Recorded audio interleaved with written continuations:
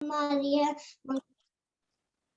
सो हम चाह तू है, हऊ मेरी ऐसी दशा जैसी तुम धारी है, हऊ मेरी ऐसी दशा जैसी तुम धारी है। मैं आप सभी के सामने रात्रि भोजन संबंधी एक श्लोक सुनाने जा रही हूँ। रात्र भुञ्जानानां यस्मान् वारिदं भवति हिंसा, हिंसा विरते तस्मात् त्यक्त्वा रात्रिभुक्तिरपि। सभी को सागर जय। जी बहुत सुंदर। भैया एक बार स्क्रीन वापस से शेयर करेंगे। निवृत्ति, आप इसका अर्थ बता पाओगे क्या लिखा है इसमें? चलो कोई बात नहीं, मैं बताती हूँ, ठीक है। अभी हाँ कोई बात नहीं, कोई बात नहीं। रात्रि भोजन से हिंसा होती है। Very good. रात्रि भोजन करने से हिंसा होती है। अगर हम अभी किसी भी मुमुक्षु प्लेटफॉर्म पे खड़े होकर अगर हम ये बात करें ना कि आज हम रात्रि भोजन के त्याग संबंधी बात करेंगे, तो सब कहते हैं क्या बात कर रहे हो, हम तो बहुत ऊपर उठ चुके हैं, हमारा लेवल तो बहुत ऊपर उठ चुका है, आपका लेवल इतना गिर गया कि अब आप रात्रि भोजन के बारे में बात करोगे। तो आपको मैं बता दूं कि ये जो श्लोक लिया गया है, ये पुरुषार्थ सिद्धि उपाय ग्रंथ से लिया गया है। पुरुषार्थ सिद्धि उपाय किसने लिखा है, बताएगा कोई? कोई भी हैंड रेज नहीं है, किसी को नहीं पता पुरुषार्थ सिद्धि उपाय किसने लिखा है? मीनाक्षी जी बोलिए। आचार्य पूज्यपाद स्वामी जी। आचार्य पूज्यपाद स्वामी जी ने। पुरुषार्थ सिद्धि उपाय किसने लिखा है? अमृतचंद्र देव। अमृतचंद्र आचार्य देव ने। अमृतचंद्र आचार्य देव का एक और ग्रंथ है आत्मख्याति टीका। सॉरी मैं कोई बात नहीं, कोई बात नहीं। समय सार जी की आत्मख्याति टीका, और वो अध्यात्म का सबसे बड़ा ग्रंथ माना जाता है। तो जिन आचार्य ने अध्यात्म की बातें करी हैं, वही आचार्य रात्रि भोजन संबंधी त्याग की बातें कर रहे हैं। तो हम ये ना समझे कि रात्रि भोजन की बातें तो ऐਵੇਂ ही होगी, हम क्या करेंगे, हमारा तो त्याग है, हम तो नहीं खाते। तो आप एक बार गहराई से विचार कीजिए, और जो वास्तव में हमारे जीवन में भी रात्रि भोजन में छोटी छोटी जो स्थूल ना होकर सूक्ष्म कमियां हैं, उनको भी निकालने का हम प्रयास करेंगे, ठीक है। अभी आगे चलते हैं हम। हमारे जो परिचर्चा के आज वक्ता हैं, हमारे जो परिचर्चा के नेता हैं, उन सभी से मैं आपका परिचय कराना चाहूंगी। सतपथ फाउंडेशन, आपने इसका नाम सुना ही होगा। और आजकल तो आप लोग सब, मुझे पक्का श्योर हूं मैं कि सबके घर में एक पत्रिका भरी जा रही होगी मोक्ष मार्ग प्रकाशक जी की। हाँ जी कि ना जी? अरे कुछ तो बोलिए।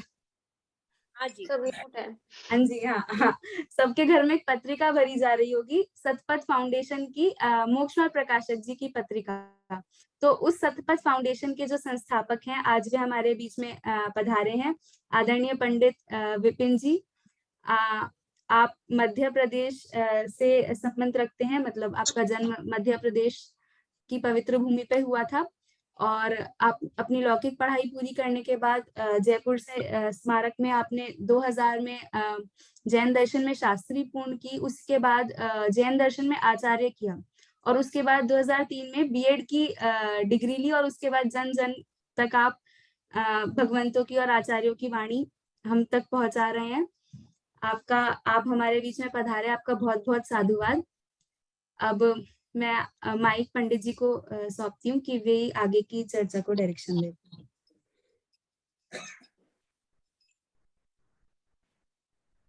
चलिए साहब। मोक्ष मार्गस्य नेतारं भेतारं कर्म भूभृतां ज्ञातारं विश्वतत्त्वानां वन्दे तद्गुणलब्धये, वन्दे तद्गुणलब्धये, वन्दे तद्गुणलब्धये।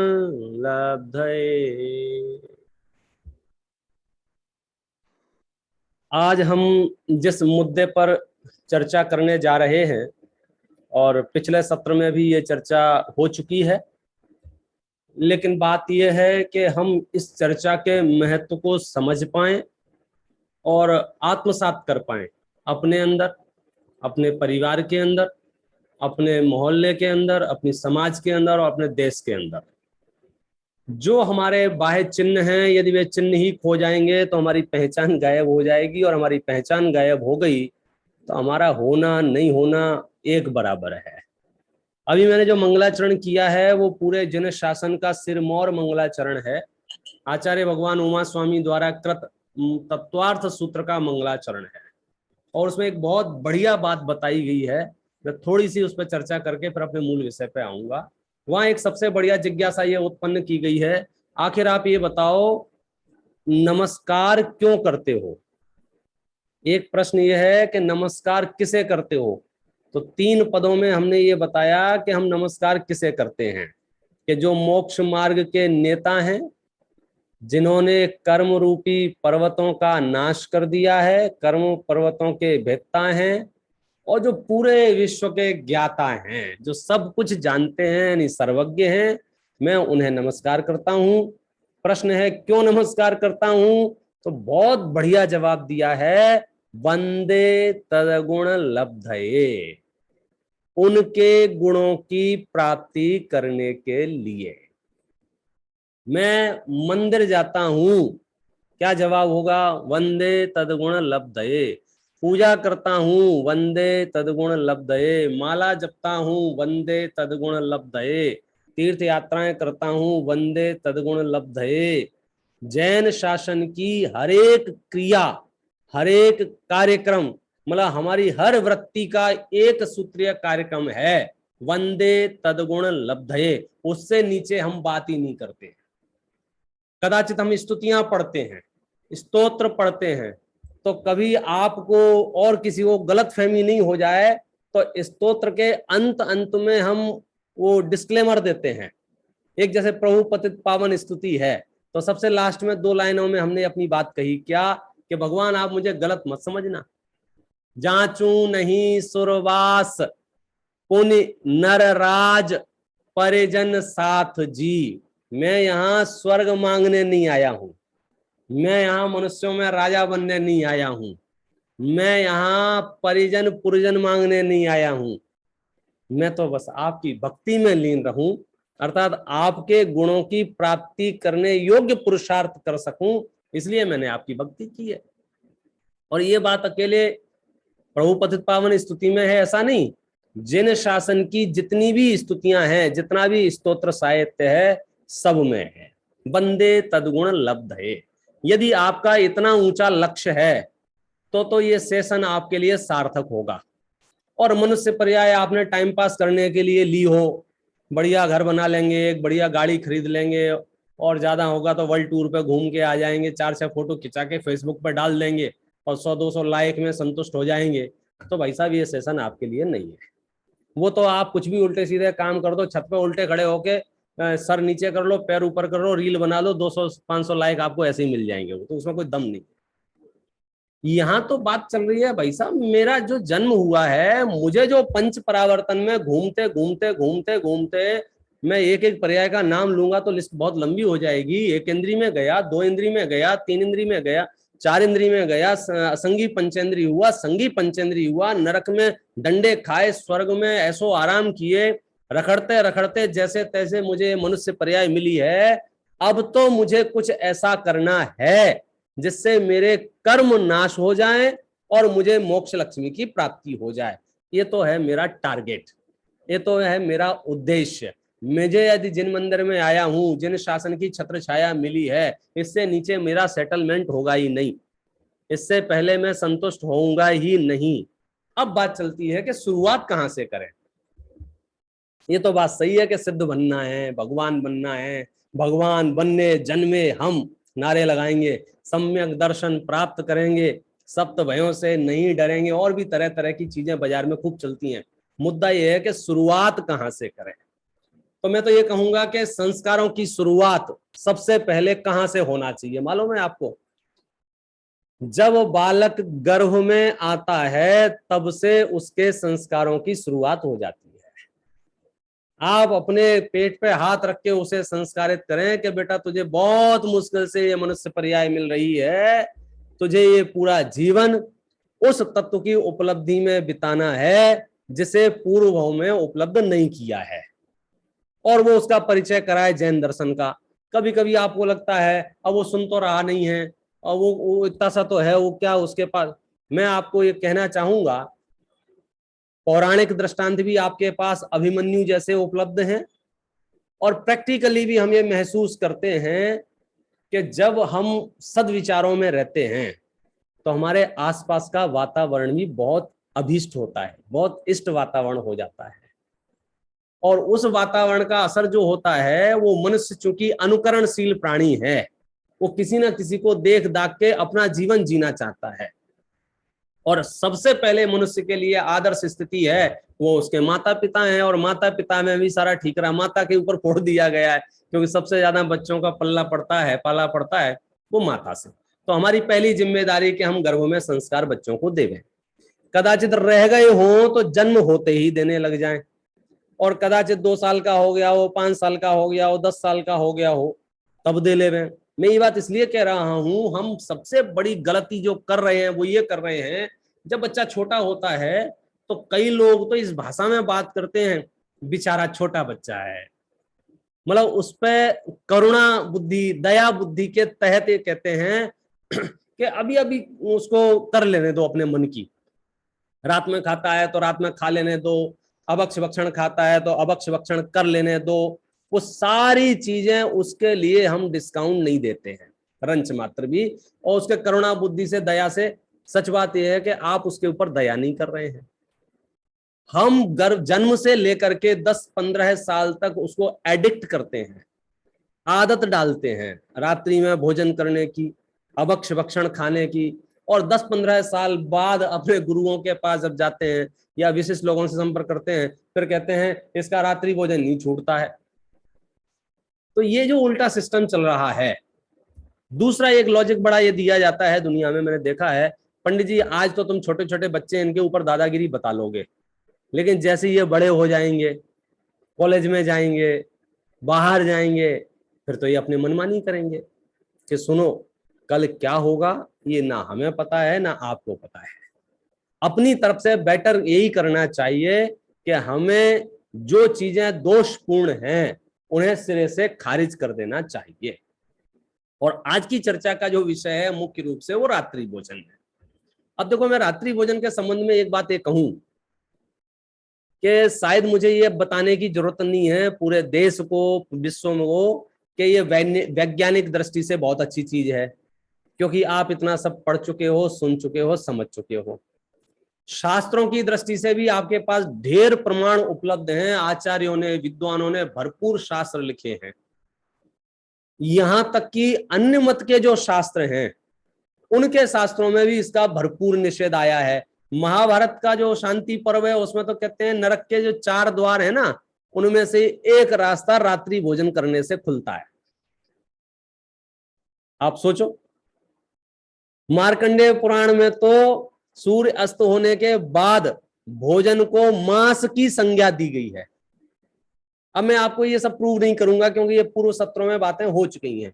अब तो मुद्दा ये है फिर आखिर रात्रि भोजन क्यों नहीं छूटता है और हम उसको कैसे छोड़ें। तो इसके एक तो ये उपाय है कि मैं आपको एक आगम की दृष्टि से एक बात कहता हूं। जब आदिनाथ भगवान हुए और उनके जो उपदेश हुए, उनके उपदेश बहुत विस्तृत उपदेश हुए, बहुत विस्तृत उपदेश। क्यों हुए विस्तृत उपदेश मालूम है? क्योंकि वे जब हुए उससे पहले भोग भूमि चल रही थी, लोग एक ऐसो आराम की जिंदगी जी रहे थे, जो उन्हें जरूरतें होती थी बेसिकली वो सारी चीजें कल्प वृक्षों से उन्हें प्राप्त हो जाती थी। तो उन्हें कुछ तिकड़मबाजी करने की, छल कपट करने की, मायाचारी करने की, भागदौड़ करने की जरूरत नहीं पड़ती थी। तो लोग बेचारे बड़े भोले होते थे। भोले होना भी एक तरह की अल्पज्ञता है, आप समझ रहे हैं? भोले होते थे माने उन्हें दिमाग लगाने की जरूरत ही नहीं पड़ी। तो भगवान जब ऋषभ देव का उपदेश हुआ तो बहुत विस्तार से हुआ। अजितनाथ से लेकर के पार्श्वनाथ तक के उपदेश संक्षेप में हुए। भगवान महावीर का जब उपदेश हुआ तो फिर विस्तार से हुआ। ये मैं मूलाचार नाम के ग्रंथ के आश्रय से बात कह रहा हूं। तो फिर प्रश्न आया कि भगवान महावीर का विस्तृत उपदेश क्यों हुआ? क्योंकि काल क्रम में लोग बुद्धिमान तो बहुत हो गए थे, दिमाग तो इनका बहुत तेज हो गया था, नई नई चीजें आविष्कार कर ली थी उन्होंने। भोजन, पान, अन्न, असी मसी, कृषि, वाणिज्य, शिल्प, सारे क्षेत्रों में अद्भुत विकास किया। ऐसा विकास किया कि है थलचर, चलता है नभ में, हवाई जहाज तक बना लिए, मतलब तरह तरह के, उस पर चर्चा करेंगे तो वो लंबी लिस्ट है। लेकिन जैसे जैसे ये विशिष्ट ज्ञान का धनी होता गया, तो भगवान महावीर के समय जो अनुयायी शिष्य हैं वे बौद्धिक दृष्टि से तो परिपक्व हैं लेकिन कुटिल हैं। वहां जीव कैसे थे? सरल थे लेकिन अज्ञानी थे। यहां ज्ञानी तो बहुत हैं लेकिन कुटिल हैं। अब ज्ञानी का अर्थ सम्यक दृष्टि नहीं, ज्ञान का अर्थ बाह्य लौकिक कर्म भूमि में उत्पन्न हुए हैं तो लोगों को ऐसी ऐसी चीजें पैदा करने आ गई जिसकी आप कल्पना नहीं कर सकते थे। मतलब एक एक साल में पहले एक फसल होती थी, फिर बुद्धि लगाई तो 2 फसल होने लग गई, बुद्धि लगाई तो अब 3 होने लग गई। आप समझे ना, तरह तरह से। मैं अब उस पर व्याख्यान नहीं करूंगा, तो मैं आप सबसे एक ही पॉइंट में सारा विषय कह दूंगा। यदि आप मायाचारी से रहित हैं तब तो कोई समस्या नहीं है, आप खड़े खड़े मोक्ष मार्ग में प्रवेश कर सकते हैं, एंट्री हो जाएगी, आ जाओ। और यदि आप मायाचारी से सहित हैं तो आपके पास 1000 कारण होंगे पाप करने के, रात्रि भोजन करने के, और आप उन कारणों को जायज समझ रहे होंगे। सबसे मुश्किल बात तो ये है, ऐसा भी नहीं है कि आप उसे जायज नहीं समझ रहे हो, जायज समझ रहे होंगे। तो सबसे पहला स्टेप टू स्टेप अपन आगे बढ़ते हैं। पॉइंट नंबर 1, रात्रि भोजन मनुष्यों के लिए उचित है या अनुचित है? दिल से बोलना, उचित है या अनुचित है? आप कहोगे साहब अनुचित है, बोलो आशीष भाई। हाँ जी। किसी को देखो, अपने टाइटल ही था ना, इसका परिचर्चा है, तो जरूरी नहीं है कि मैं 1 डेस्क पे बोलता रहूं। जहां आपको गड़बड़ लगे आप कह सकते हैं, चैट बॉक्स ओपन है, मेरा रीडिंग चालू रहेगी, नोटिफिकेशन सामने आ जाएगा, निशांत जी उतना कह रहे हैं पढ़। उचित है, अनुचित एक आध कोई ऐसा हो जो ये कहे कि रात्रि भोजन उचित है, तो फिर मैं और इस पर चर्चा करूं। इतना तो सब कन्विंस हैं कि रात्रि भोजन अनुचित है और उसके हानियों से भी खूब अच्छी तरह से परिचित हैं भाई साहब। बाकी जो धर्म, हिंसा, वो सब तो छीत है। बेसिक नींद की बीमारी रात्रि भोजन करने वालों में सबसे ज्यादा है, सबसे ज्यादा। मांसपेशियों का दर्द रात्रि भोजन करने वालों में सबसे ज्यादा है। भूख नहीं लगने की बीमारी, खुल के भूख नहीं लगती है, उनकी बीमारी सबसे ज्यादा रात्रि भोजन वाले। ये इतने चिड़चिड़े हो जाते हैं, चिड़चिड़े नहीं होंगे भाई साहब, रात के 11-12 बजे तक आप भोजन करते रहो और सुबह 6 बजे से उठ के फिर भोजन करते रहो, तो फिर आपके पास समय कहाँ बचा शांत चित्त को करने के लिए? स्वाध्याय, माला जपना, सामयिक करना, परिवार के साथ घूमना, मतलब ना तो आप लौकिक दृष्टि से सफल कह पाएंगे और ना पारलौकिक दृष्टि से सफल हो पाएंगे। इतना पक्का है, मनुष्य जीवन बहुत लिमिटेड है। देखो, लिमिटेड माने एक टाइम पीरियड के लिए आपके पास ये पर्याय है, ये शरीर है। 70, 80, 50 एवरेज मान लो, भरोसा तो कल का नहीं है लेकिन फिर भी अपन समझ लो एवरेज है। अब आपकी मर्जी है कि आप सुबह से शाम और शाम से सुबह, ये 24 घंटे की दिनचर्या है, उसे आप कैसी रखना चाहते हो? मानसिक और शारीरिक कष्टमय या मानसिक और शारीरिक आनंदमय? पहले तो ये तय करो। आनंद में। आपको जब तक ये डिसीजन नहीं होगा आगे की हम बात ही नहीं कर पाएंगे। पहले तय करो आप शरीर को स्वस्थ रखना चाहते हो कि नहीं रखना चाहते हो। पहले तय करो कि आप मन को प्रसन्न रखना चाहते हो कि नहीं रखना चाहते हो। यदि शरीर और मन को प्रसन्न रखना चाहते हो तो फिर मैं आपसे गारंटी से कह रहा हूं कि कुछ आगे पीछे का मत सोचो, आप रात्रि भोजन का त्याग कर दो। फिर आप कहोगे नहीं साहब मेरी परिस्थिति खराब है, मेरी समझो मैं घर पहुंचते पहुंचते 8 बज जाते हैं, 10 बज जाते हैं। आप कह सकते हैं कि मैं जब बाहर ट्रेवलिंग पे बहुत रहता हूं, मेरा भरोसा नहीं है। भाई साहब हर चीज के उपाय हैं, हर चीज के उपाय हैं। आप एक्सक्यूज बोलेंगे, हम उसका समाधान प्रस्तुत करेंगे, बशर्ते मायाचारी नहीं करना। बस यदि हमारा कहा हुआ सत्य हो तो स्वीकार करके छोड़ देना। और खास करके आज की चर्चा में मैं 3 लोगों से निवेदन करूंगा।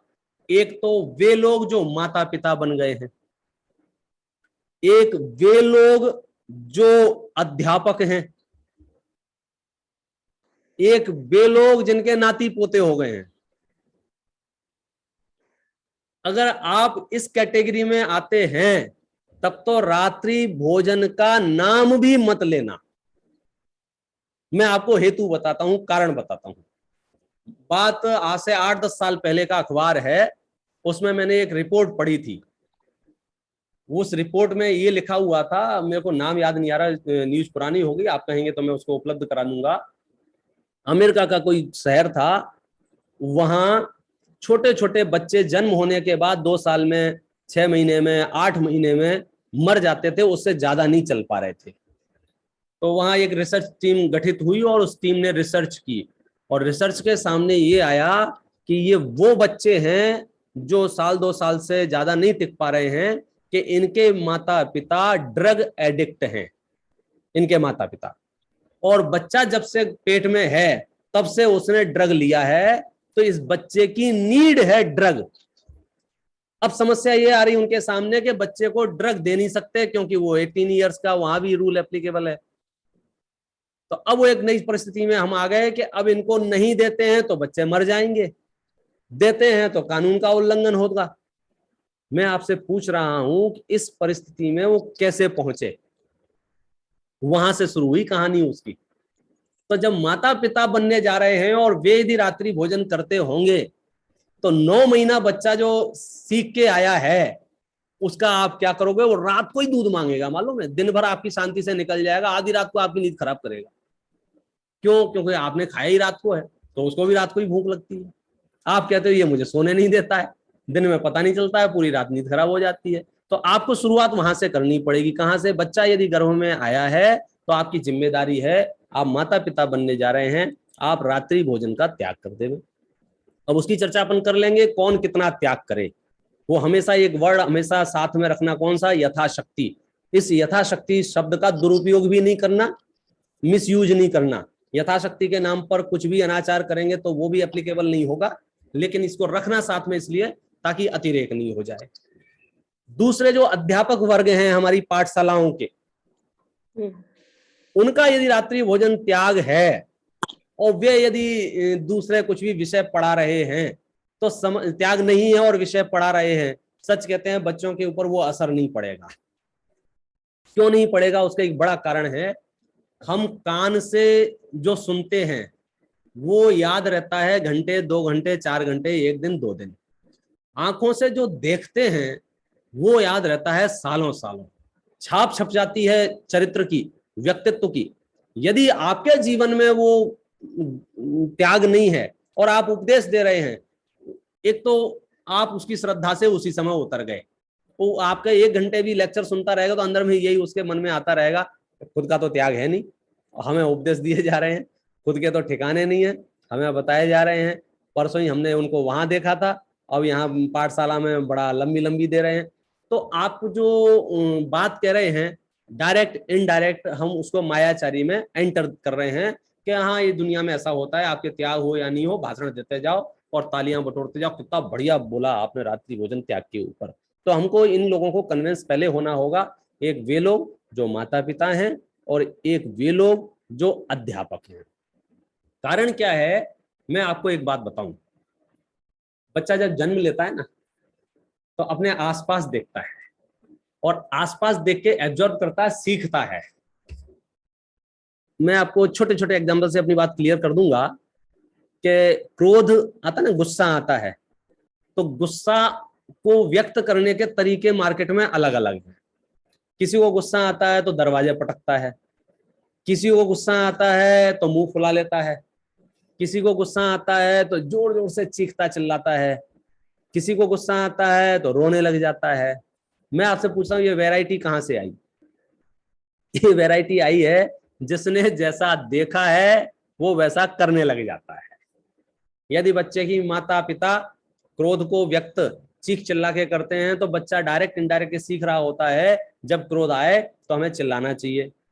जब वो माता पिता दरवाजा पटकते हैं तो बच्चा भी, मतलब आप समझ लो, वो रिपीट करता है।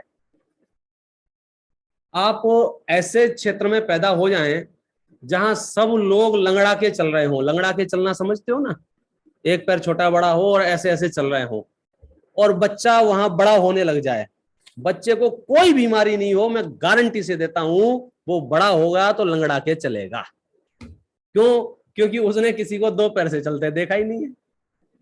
तो आज की एक विषम परिस्थिति ये बनती जा रही है कि जो हमारी नई जनरेशन आ रही है वो किसी को देख ही नहीं रही है, रात्रि भोजन छोड़े हुए है। उसके माता पिता क्या, उसके रिश्तेदार क्या, उसके समाज क्या, समाज के ट्रस्टी क्या, समाज के अध्यक्ष, मंत्री, प्रधानमंत्री, संतरी, कोषा अध्यक्ष क्या, आप लगा लिस्ट उठा के देख लो जिसके जो हो, वो किसी को देख ही नहीं रहा है। अब क्या हो रहा है, तो उसके दिमाग में ये बात फीड हो रही है, ये सब तो कहते सुनते रहते हैं, ऐसा होता थोड़ी है, ऐसा होता नहीं है। इसलिए सत्संगति बहुत अनिवार्य है। कभी आप देखें, आप ये समझ लो 100 साल पहले जब हमारे देश में दिगंबर मुनराज विचरण नहीं करते थे तो कुछ लोग तो ये कल्पना करते होंगे, अरे यार ये मूर्तियां तो दिखती हैं नग्न, लेकिन कोई मनुष्य दिगंबर रह सकता है, निर्विकार रह सकता है, बिना क्रोध किए हुए, बिना मान किए हुए, बिना मायाचारी किए हुए, बिना लोभ किए हुए, तो कल्पना की वस्तु लगती है। लेकिन हाजिर हाजिर प्रमाण उपलब्ध हो तो बात इजी हो जाती है ना। तो सबसे पहले तो हमें चाहिए हम उन आदर्शों को स्थापित करें यदि हम आगे संस्कारों को डेवलप करना चाहते हैं। और ये रात्रि भोजन वो दोष है, इससे आपका मन और शरीर दोनों ही विकृत अवस्था को प्राप्त हो रहे हैं। मन इसलिए विकृत अवस्था को प्राप्त हो रहा है क्योंकि कर्म सिद्धांत के अनुसार आप जैसे भाव करते हैं उन भावों के अनुसार आपको बंद होता है। और रात्रि भोजन को सर्व प्रकार के अन्य अनेक जो पाप कहे गए हैं उन पापों में सबसे सिरमौर पाप है हिंसा, उसके खाते में डाला गया है। और जब आप हिंसक होंगे तो फिर आप शांत मन से कैसे रह सकते होंगे? देखो आप इस पॉइंट को समझना, हिंसक होने के लिए जरूरी नहीं है आपकी आंखें लाल लाल हों, हिंसक होने के लिए जरूरी नहीं है आप बंदूक लेके गोलियां चलाएं। प्रकारांतर से भी हिंसक हुआ जा सकता है। जैसे मैं किसी व्यक्ति को कमरे में बंद करके ताला डाल के आ जाऊं और आराम से बैठ के टीवी देखने लग जाऊं बड़ा प्रसन्न मन से, तो मेरी फोटोग्राफी कैसी आएगी? ये बड़ी आनंद की स्थिति में बैठा है। तो ऐसा आनंद की स्थिति में बैठा हुआ व्यक्ति भी हिंसक हो सकता है कि नहीं हो सकता है? अब शकल से तो नहीं लग रहा है। तो ऐसे ही आपकी भोजन करने की जो प्रक्रिया है, यदि उसमें हिंसा शामिल है, किसी को कष्ट हुआ है, निस्संदेह आपका जीवन निर्कष्ट हो ही नहीं सकता है। बिना कष्ट के आपका जीवन कैसे हो सकता है ये बताओ? जब आपके भोजन की उपलब्धि कष्टमय है तो आप कैसे सुखद शांति से जी सकते हैं? तो इसलिए यदि आप सच में आनंद की स्थिति में रहना चाहते हैं तो सबसे पहला कदम आपको रात्रि भोजन के त्याग का करना होगा। अब दूसरी बात यह है कि रात्रि भोजन का त्याग तरह तरह से किया जा सकता है। पहला त्याग तो ये किया जा सकता है कि लोग इसको भागों में बांट लेते हैं। रात्रि भोजन के नाम पर अन्न त्याग की एक बड़ी भारी परंपरा चल पड़ी है। वो कहते हैं अन्न छोड़ दो तो हमारा रात्रि भोजन का त्याग हो जाएगा और फल खाने लग जाएंगे। तो पहली बात तो ये बता दूं कि ऐसा भेद शास्त्रों में कहीं मिला नहीं। हालांकि ये बुंदेलखंड में और कई जगह ऐसा देखने को मिल जाएगा, डब्बों के ऊपर लिखा रहता है ये रात का डब्बा है, दिन का डब्बा है, लेकिन ऐसा भेद शास्त्रों में कहीं नहीं मिला है। फिर भी मैंने विचार किया आखिर ये कैसे आया होगा, क्यों आया होगा? तो मुझे एक संभावना ये लगती है कोई नवीन जैन, कुल से नहीं कर्म से नवीन जैन, जिसने जन्म से समझो रात्रि भोजन किया हो और आचार्यों ने कहा, विद्वानों ने कहा रात्रि भोजन छोड़ दो, कि भैया मैं तो आज तक 24 घंटे चढ़ता आया हूं, अचानक छोड़ दूंगा तो कैसे काम चलेगा?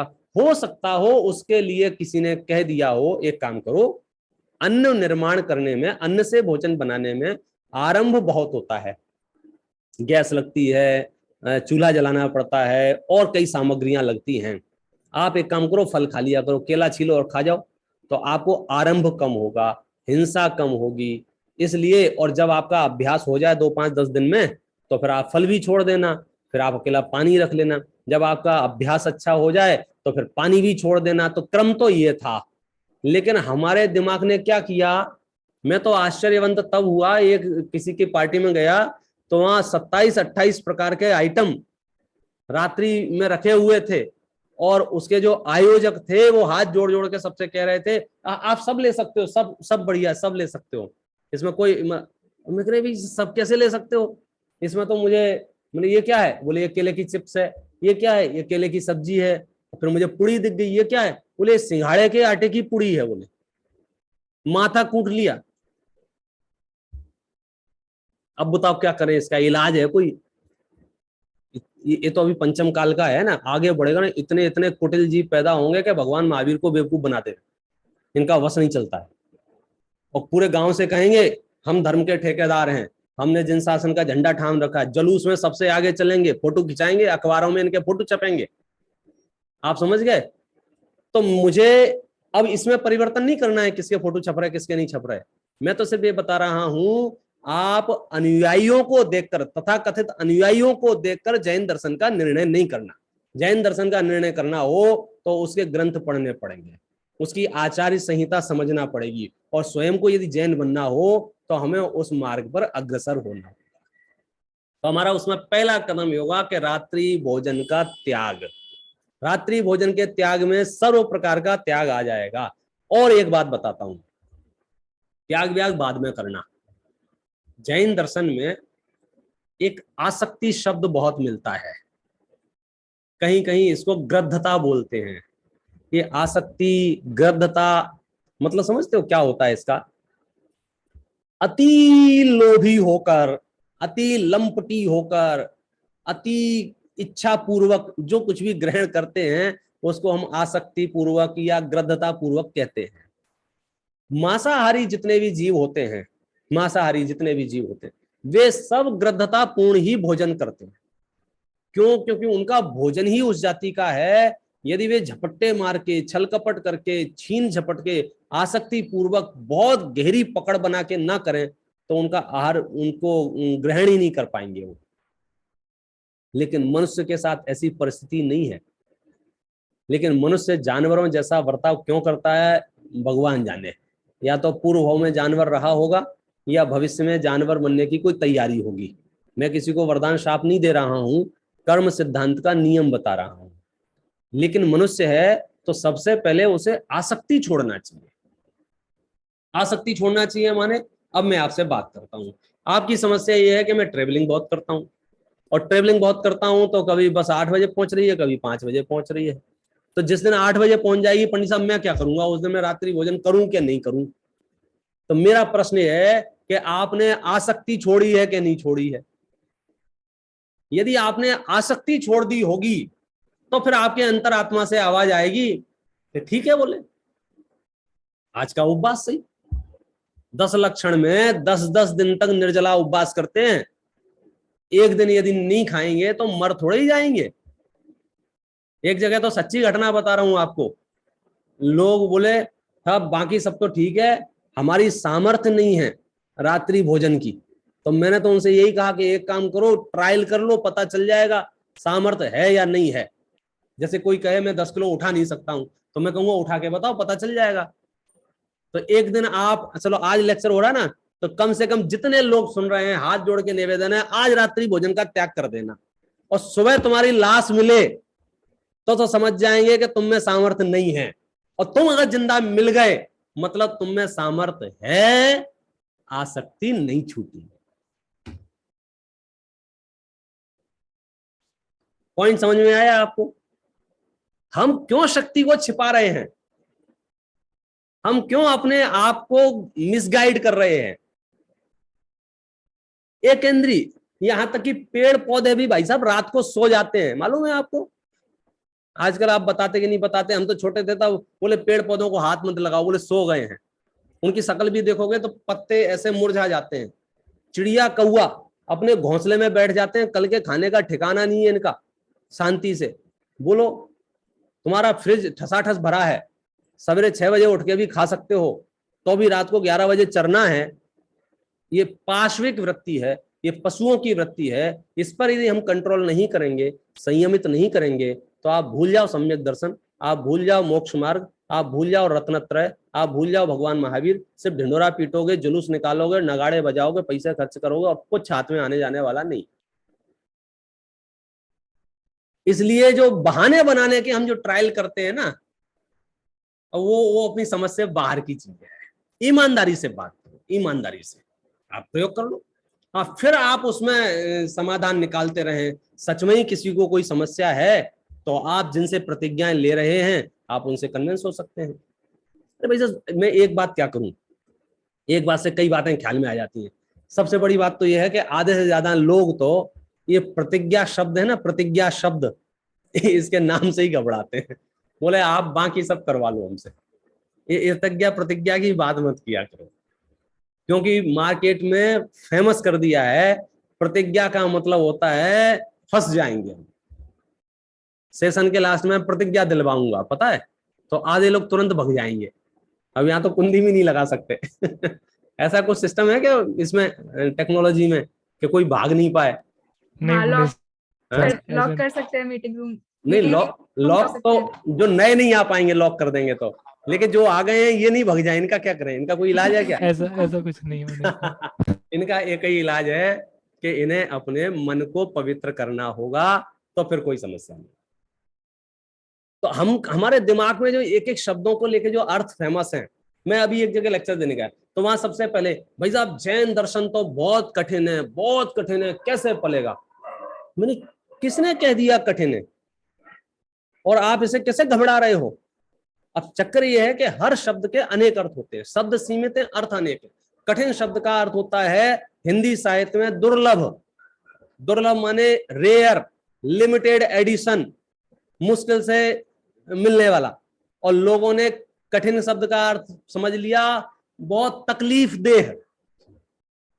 जैन दर्शन कठिन नहीं है, तकलीफ देह नहीं है, रेयर है।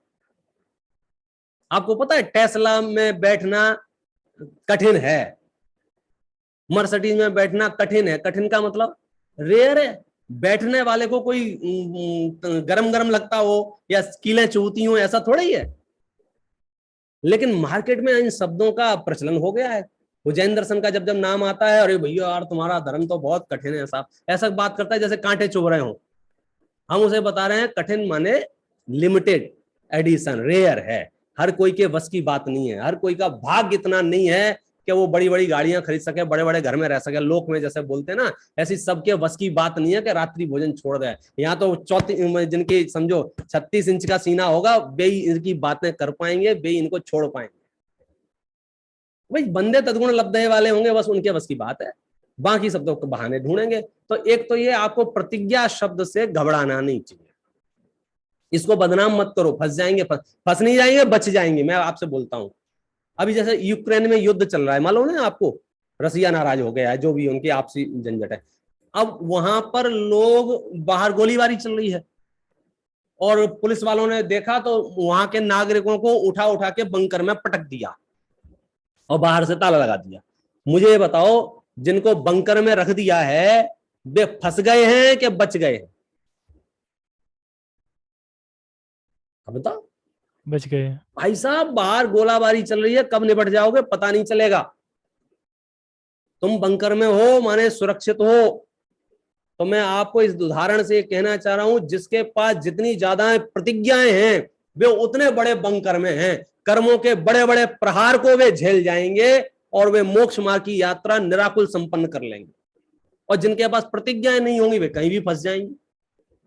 आप चले जाओ कहीं भी घर में बैठने, वो पूछेगा पंडित साहब ये ले लो, आप कहोगे नहीं ले रहे। फिर अगला प्रश्न होगा आपके नियम है क्या, और आपके मुंह से गलती से नहीं नहीं नियम तो नहीं है, फिर तो वो आपको, समझ गए? और आपके मुंह से निकल जाए नियम है, बस खत्म। उसकी हिम्मत नहीं है एक शब्द आगे बोल दे रहे हो। आप इतना बोल दो मेरे इस चीज की बाधा है, बात खत्म, मेरे इस चीज का नियम है। मतलब प्रतिज्ञाएं लेना सुरक्षित होना है। प्रतिज्ञाएं लेना एक तरह से, मुझे तो बंकर सबसे ज्यादा आज यदि कोई सुरक्षित है तो मुनराज, क्योंकि उनके पास प्रतिज्ञाओं का अंबार है। उससे कम सुरक्षित अणुव्रती, उससे कम सुरक्षित अव्रती श्रावक, और उससे नीचे तो सब असुरक्षित हैं। कोई नरक जाएगा, कोई त्रेंच जाएगा, कोई कीड़ा मकोड़ा बनेगा, कोई लाल कीड़ा, कोई हरा कीड़ा, कोई आतंकवादी। अब उसकी लिस्ट में ज्यादा नहीं सुनाना चाहता आपको बिना बात के। और ये मैं डरा नहीं रहा हूं, ध्यान रखना, जैन दर्शन डराने के लिए नहीं है। मैं आपको सिर्फ वस्तु स्थिति से परिचय करा रहा हूं। ये जितनी भी जेलें बनी हुई है ना, ये अपराधियों के लिए बनी है। आप क्यों टेंशन ले रहे हो भाई?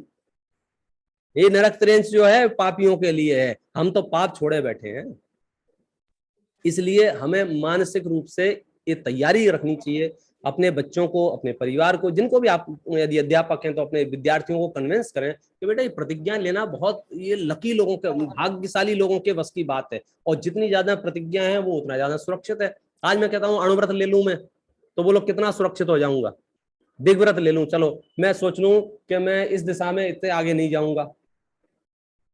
देशव्रत ले लूं, आज मैं घर से बाहर नहीं निकलूंगा, इसका मतलब आप समझे क्या हुआ कि अब मैं जो घर से बाहर निकलता, एक्सीडेंट हो सकता था, जीव मर सकते थे, मेरी गाड़ी के नीचे कितने जीव आ सकते थे, और मतलब कितने पाप हो सकते थे, उन सब पापों से बच गया मैं।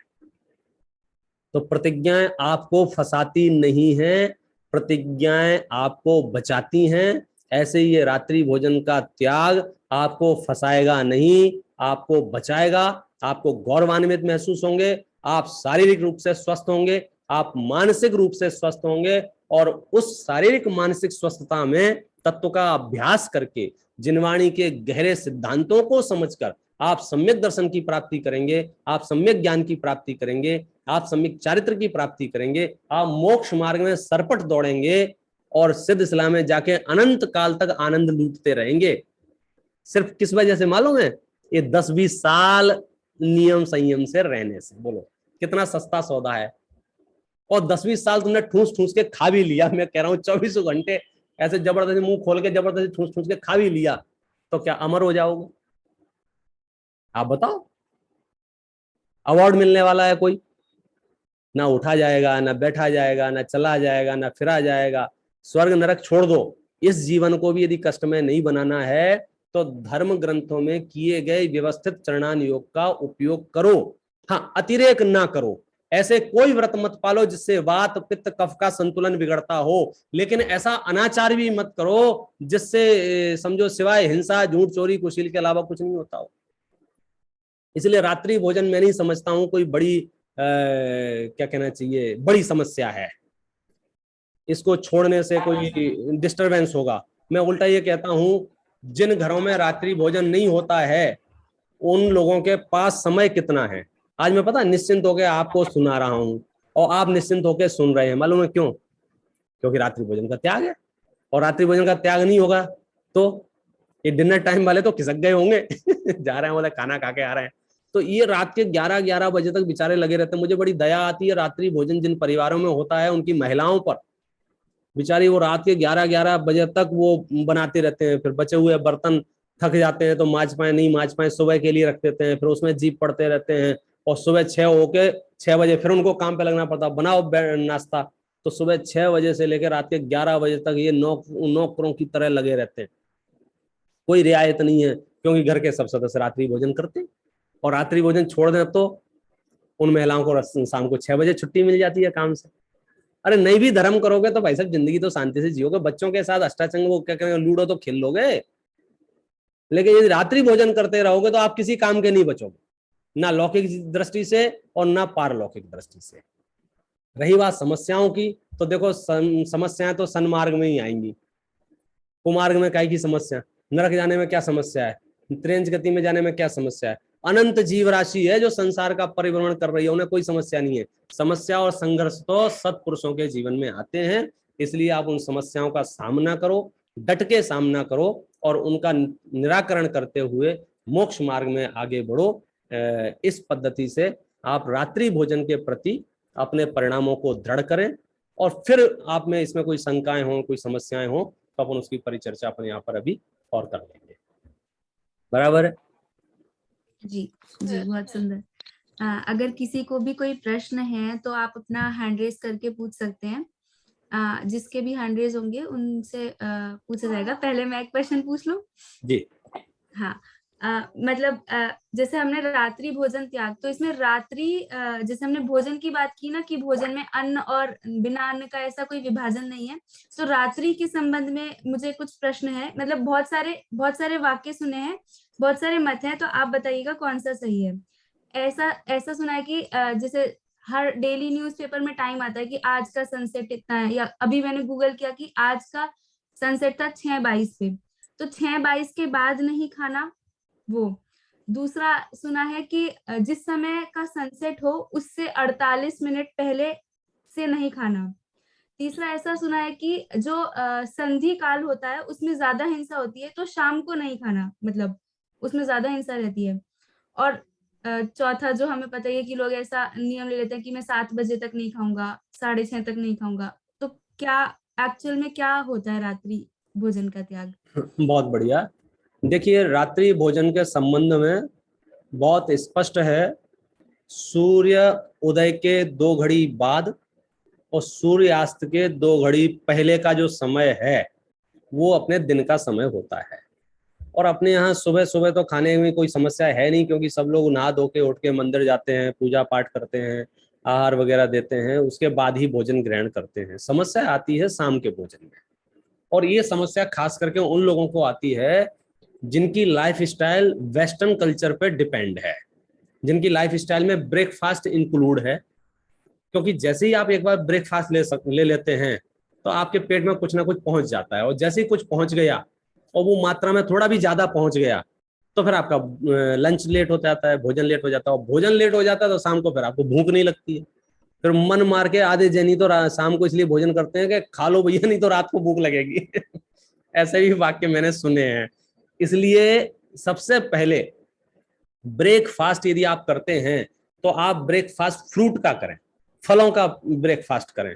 आप जितने भी तरह के मौसमी फल हों आपके यहाँ जो आते हों, आप फलों से ब्रेकफास्ट कर लें। इससे आपकी भूख पे कोई बहुत बड़ा असर नहीं पड़ेगा, घंटे 2 घंटे में वो हजम हो जाते हैं और आपकी भोजन आप कर सकते हैं। सुबह 10 से 11 के बीच में यदि आप भोजन कर सकते हैं तो निस्संदेह आपको शाम को सूर्यास्त के 2 घड़ी पहले आपको भूख लगी ही आएगी। आप पूछोगे कुछ है क्या खाने को, कुछ है क्या, फिर आप गलती मत कर देना कि थोड़ा बहुत ले लिया आपने, नहीं तो फिर भूख चली जाएगी, फिर रात के 11 बजे 8 बजे 9 बजे फिर कब आएगी वापस। इसलिए सामान्य तौर पर 2 समय पर्याप्त है इस जीव के लिए, एक सुबह 10 से 11 और एक शाम को 5 बजे के आसपास।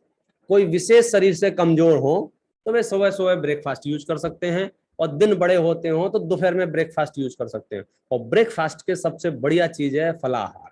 दूसरी कोई भी चीज लेते हैं तो मात्रा उसकी बहुत अल्प कर देना, बहुत अल्प मात्रा कर देना, सिर्फ इसलिए कि वो भूख सही नहीं जा रही है, काम में डाइवर्जन हो रहा है, भटक रहा है मन, तो थोड़ा सा आप अल्पाहार ले ले गए, तब तो कोई समस्या नहीं है। लेकिन जो लोग ये भ्रम में हैं, कौन सा कि मेरे 7 बजे का नियम है, मेरे 8 बजे का नियम है, मेरे 9 बजे का नियम है, आपका जैसा जो भी नियम है आप पालें, बहुत अच्छी बात है। कम से कम 7-8 बजे का नियम है, हम आपको धन्यवाद देते हैं।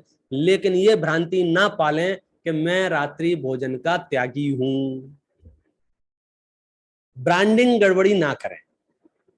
आपकी शक्ति नहीं है, परिस्थिति नहीं है, और आपने 7, 7:30, 8 जो भी ले रखा है, धन्यवाद, कम से कम इतना तो लिया है, इसलिए हम आपकी निंदा नहीं करेंगे। लेकिन हम साथ में ये कहेंगे लोगों को इस तरह से मिसगाइड ना करें, मेरे तो रात्रि भोजन का त्याग है साहब, मेरे तो आप हमेशा हाथ जोड़ के खड़े रहें साहब, गलती है, मेरे रात्रि भोजन का त्याग हो नहीं पाया है, मैं रात्रि भोजन का त्याग करूंगा। आप क्रेडिट ना लें रात्रि भोजन के त्याग का, अन्यथा क्या होगा, आपके आसपास के लोग समझेंगे हाँ यही रात्रि भोजन है, तो आपके घर तो जन्म से ही लंगड़े लूले पैदा होंगे रात्रि भोजन के मामले में, शरीर के मामले में नहीं, रात्रि भोजन के मामले में। वो 2 साल का बच्चा देख रहा है कि नाना जी आप समझ रहे, बाल सफेद हो गए हैं, लाठी पकड़ के चल रहे हो, नहीं बोले बाबा जी के 8 बजे का त्याग है, तो वो बच्चा तो बेचारा पैदा होते तब से ही सीख रहा है ना, रात्रि भोजन अर्थात 8 बजे का त्याग। ये मिसअंडरस्टैंडिंग क्रिएट ना हो, इसलिए सूर्यास्त से पहले पहले ही भोजन करना चाहिए, 2 घड़ी पहले दी बेस्ट। कदाचित कुछ रह भी जाए तो सूर्यास्त होने से पहले तो कर ही लेना चाहिए। जी थैंक यू। तरुणा जी, आपका हैंड रेज है, आपको अनम्यूट करूं?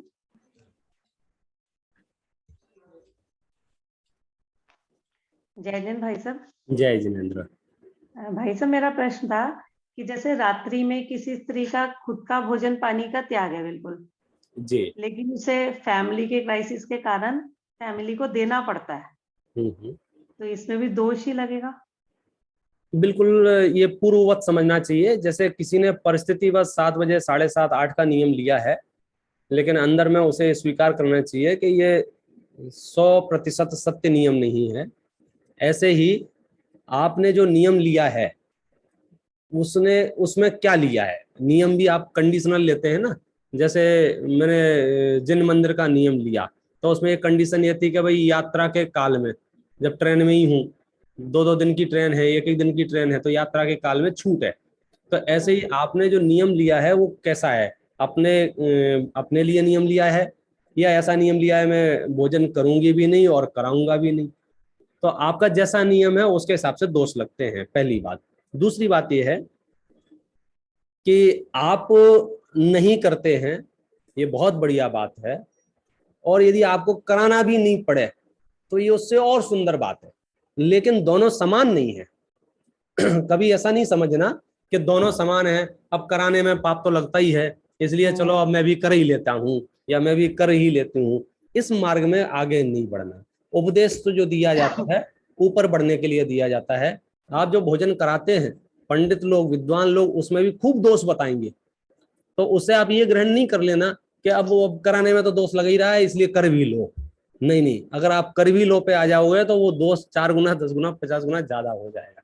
आपको कराना पड़ रहा है, ये आपकी परिस्थिति है, उसमें कई हेतु हो सकते हैं, अब उन पर चर्चाएं करना खतरों से खाली नहीं रहते हैं, इसलिए यही विराम देना चाहिए। हर घर की परिस्थिति अलग है। सर्व करने से कैसे इतना बचें? ही है। जैसे मेहमान आदि आते हैं, वो अगर रात में आते हैं, हम रात में नहीं खाते और हम उन्हें अन्न कभी नहीं परोस रहे हैं, और अगर कुछ भी ऐसा, अगर जैसे आपने बताया था फल वगैरह आदि उनके सामने परोस रहे हैं, तो कैसे बचे? अब उनके आने पर हम उन्हें खाली पानी देकर तो भगा नहीं सकते। नहीं, ये आपको विचार करना चाहिए कि हम पानी देके क्यों नहीं भगा सकते। मतलब ऐसा कोई एग्रीमेंट नहीं हुआ है उनके साथ में कि वो आएंगे तो हमको भोजन कराना ही पड़ेगा, बल्कि उनको ये मैसेज लेके जाना चाहिए कि हम गलत घर में घुस गए हैं बिल्कुल। या हम गलत हैं। और डिपेंड करता है कि आपके रिलेशन कैसे हैं, मेहमान कौन है। सब जगह नेतागिरी बताने की जरूरत नहीं है, किसी को इंसल्ट महसूस कराने की जरूरत नहीं है, अपमानित करने के लिए धर्म परंपराएं नहीं है कि हम जबरदस्ती किसी से खुन्नस निकालने के लिए, उन्हें चिढ़ाने के लिए नहीं। ये तो बहुत भद्रता विनम्रता पूर्वक बात है कि भैया मेरे इस जाति का नियम है, ना करूंगा ना कराऊंगा, मुझे माफ कर देना। आप दिन में आए होते तो मैं आपको अमृतमयी भोजन अपने हाथ से बना के खिलाता, लेकिन अभी मेरी सामर्थ्य नहीं है। आप इस टाइप की नेतागिरी नहीं बताना, अरे हमारे यहाँ आए थे हमने तो ऐसे ही भगा दिया, हमने नहीं पूछा उनको। आपकी भाषा से आपके व्रतों की परिपक्वता पता चलती है। आपके नियम त्याग आपके अभिमान के लिए नहीं है, आपकी विनम्रता के लिए।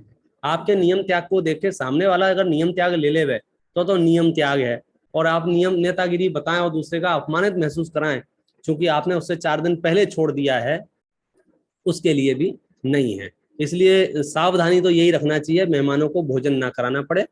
कदाचित कराना ही पड़े, कोई ऐसे भी मेहमान हो जाते हैं, तो उनको हम कैटेगरी वही है, फिर से हम अन्न छोड़कर, क्योंकि अन्न में आरंभ अधिक होगा, हम फ्रूट की व्यवस्था करें। हम फ्रूट छोड़ के शरबत की व्यवस्था करते हुए, हम पानी की व्यवस्था करते हुए, जहां जैसा योग्य हो वैसा निर्णय करना। कई चीजें हम स्व विवेक पर छोड़ेंगे, शास्त्र की गद्दी से गलत पोषण नहीं करवाएंगे, हम अपने विवेक पर, अपनी परिस्थितियों पर छोड़ेंगे। जो कमजोरियां हैं वो मेरी हैं, जो अच्छाइयां हैं वो जिनवाणी की हैं। इस न्याय से व्रत पलते हैं।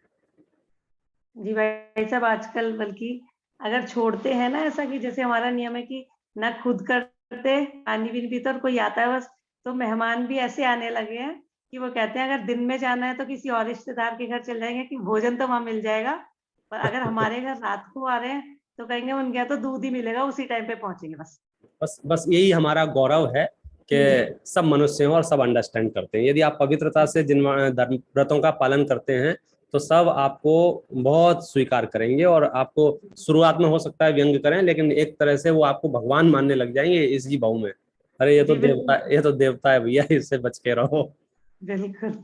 अभी हाँ, मैं ये मतलब एक एग्जाम्पल के तौर पे बता रही हूँ अपनी ये बात, कि जैसे मैं अभी अपनी नंद की आई हुई, उनके ऑपरेशन हुआ है उनका, तो उनकी फैमिली में ये लोग रात को करते हैं भोजन, लेकिन मैंने पहले कंडीशन रख दी थी कि मैं भी आपके घर जितने दिन रहूंगी उतने दिन मैं तो नहीं दूंगी, मैं तो सर्व भी नहीं करूंगी। तो कह देते हैं कि शाम को बना के रख दो हमारा, हम अपने आप उठा के ले लेंगे। अब बस बच्चे अगर आए अपनी शॉप से, सब अपने आप ले ला के काम खत्म। बस इतनी बात है, बहुत जी। बढ़िया। जी, और किसी का? अजित अंकल जी, आपका? हाँ, आप बोलिए।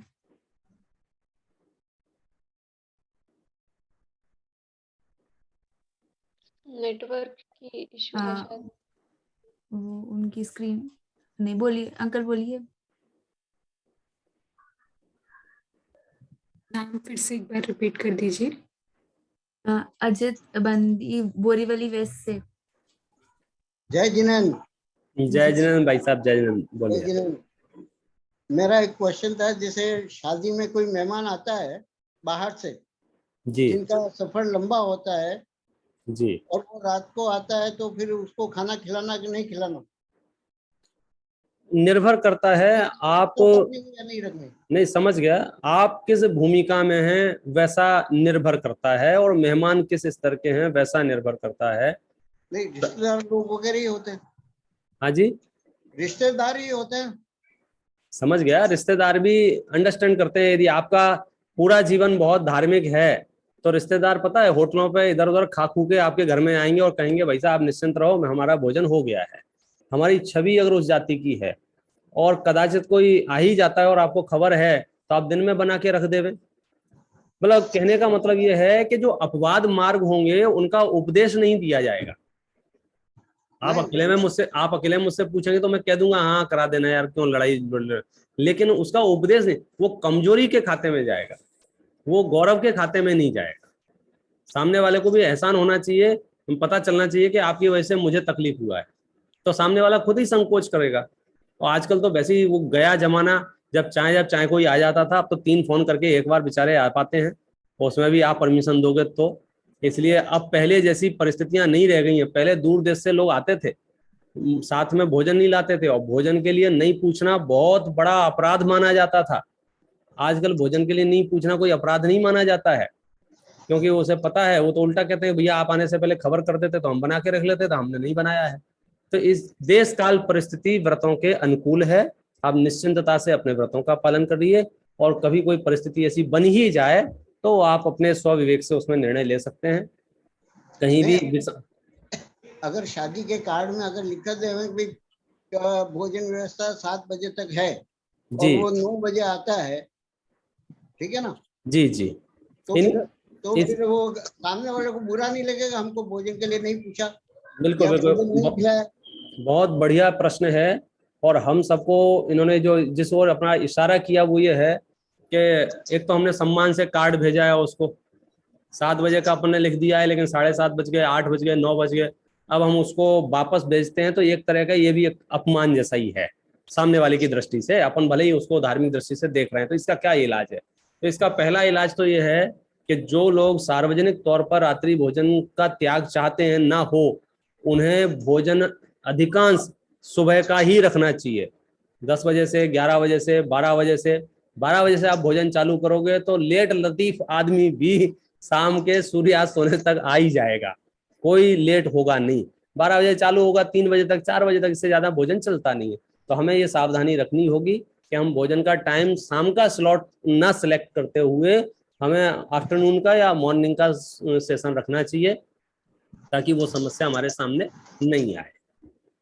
बेटर यही है। जय जी। जी बहुत सुंदर। अभी बहुत सारे लोग सामने वाला आएगा तो उसको कराना ही पड़ेगा। और 2-4 लोग नाराज हो जाएं तो उनकी नाराजगी सहन कर लेना, बस आप नाराज नहीं होना। आप हमेशा हाथ जोड़ के खड़े रहना कि साहब गलती हो गई, हमारी गलती है, हम आपको भोजन नहीं करा पाए, हमारी गलती है। ऐसा बोलोगे तो कोई समस्या नहीं है। आप ये कहोगे तुम्हारी गलती है, हमने तो 7 बजे लिखा था, 7:30 पे क्यों आए? नहीं, हमारी गलती है साहब, हमारी गलती। तो अब जहां विनम्रता आ जाती है वहां आधे झगड़े खत्म हो जाते हैं। जहां ईगो आती है वहां से शुरू होते हैं विषम बात। तो सामने वाला बुरा नहीं मानेगा। आप बस उसको परिस्थिति से परिचित करा दो, भैया मैंने गुरुजी से नियम लिया है, मैं नहीं करा पाऊंगा। तो सामने वाला कहेगा कोई बात नहीं, कोई बात नहीं, आप मत कराइए, मैं अपनी जुगाड़ कर लूंगा। जी प्राजक्ता जी आप प्रश्न ले लीजिए। जय जिनेंद्र पंडित जी। जय जिनेंद्र। मेरा प्रश्न, अभी यहाँ का, हम जहाँ कोल्हापुर में रहते हैं, जैन समाज है, इतना स्वाध्यायी समाज नहीं है इधर जी। तो रात्रि के कार्यक्रम आयोजन रहते हैं, जैसे 31 में भी रहते हैं, और बाकी जो भी जैन ग्रुप्स के प्रोग्राम्स रहते हैं। तो मेरी बच्ची को मैंने कभी रात को खाना परोसा नहीं है और वो खाती भी नहीं है, लेकिन ऐसे आयोजन में जाने के बाद वो अलग बैठी रहती है कि सब लोग रात के 11-12 बजे खाना चलता रहता है।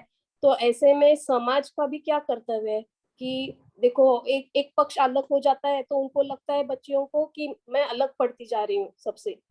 तो ऐसे में बच्चियों को भी क्या समझाना और समाज को के लिए भी क्या कर्तव्य है?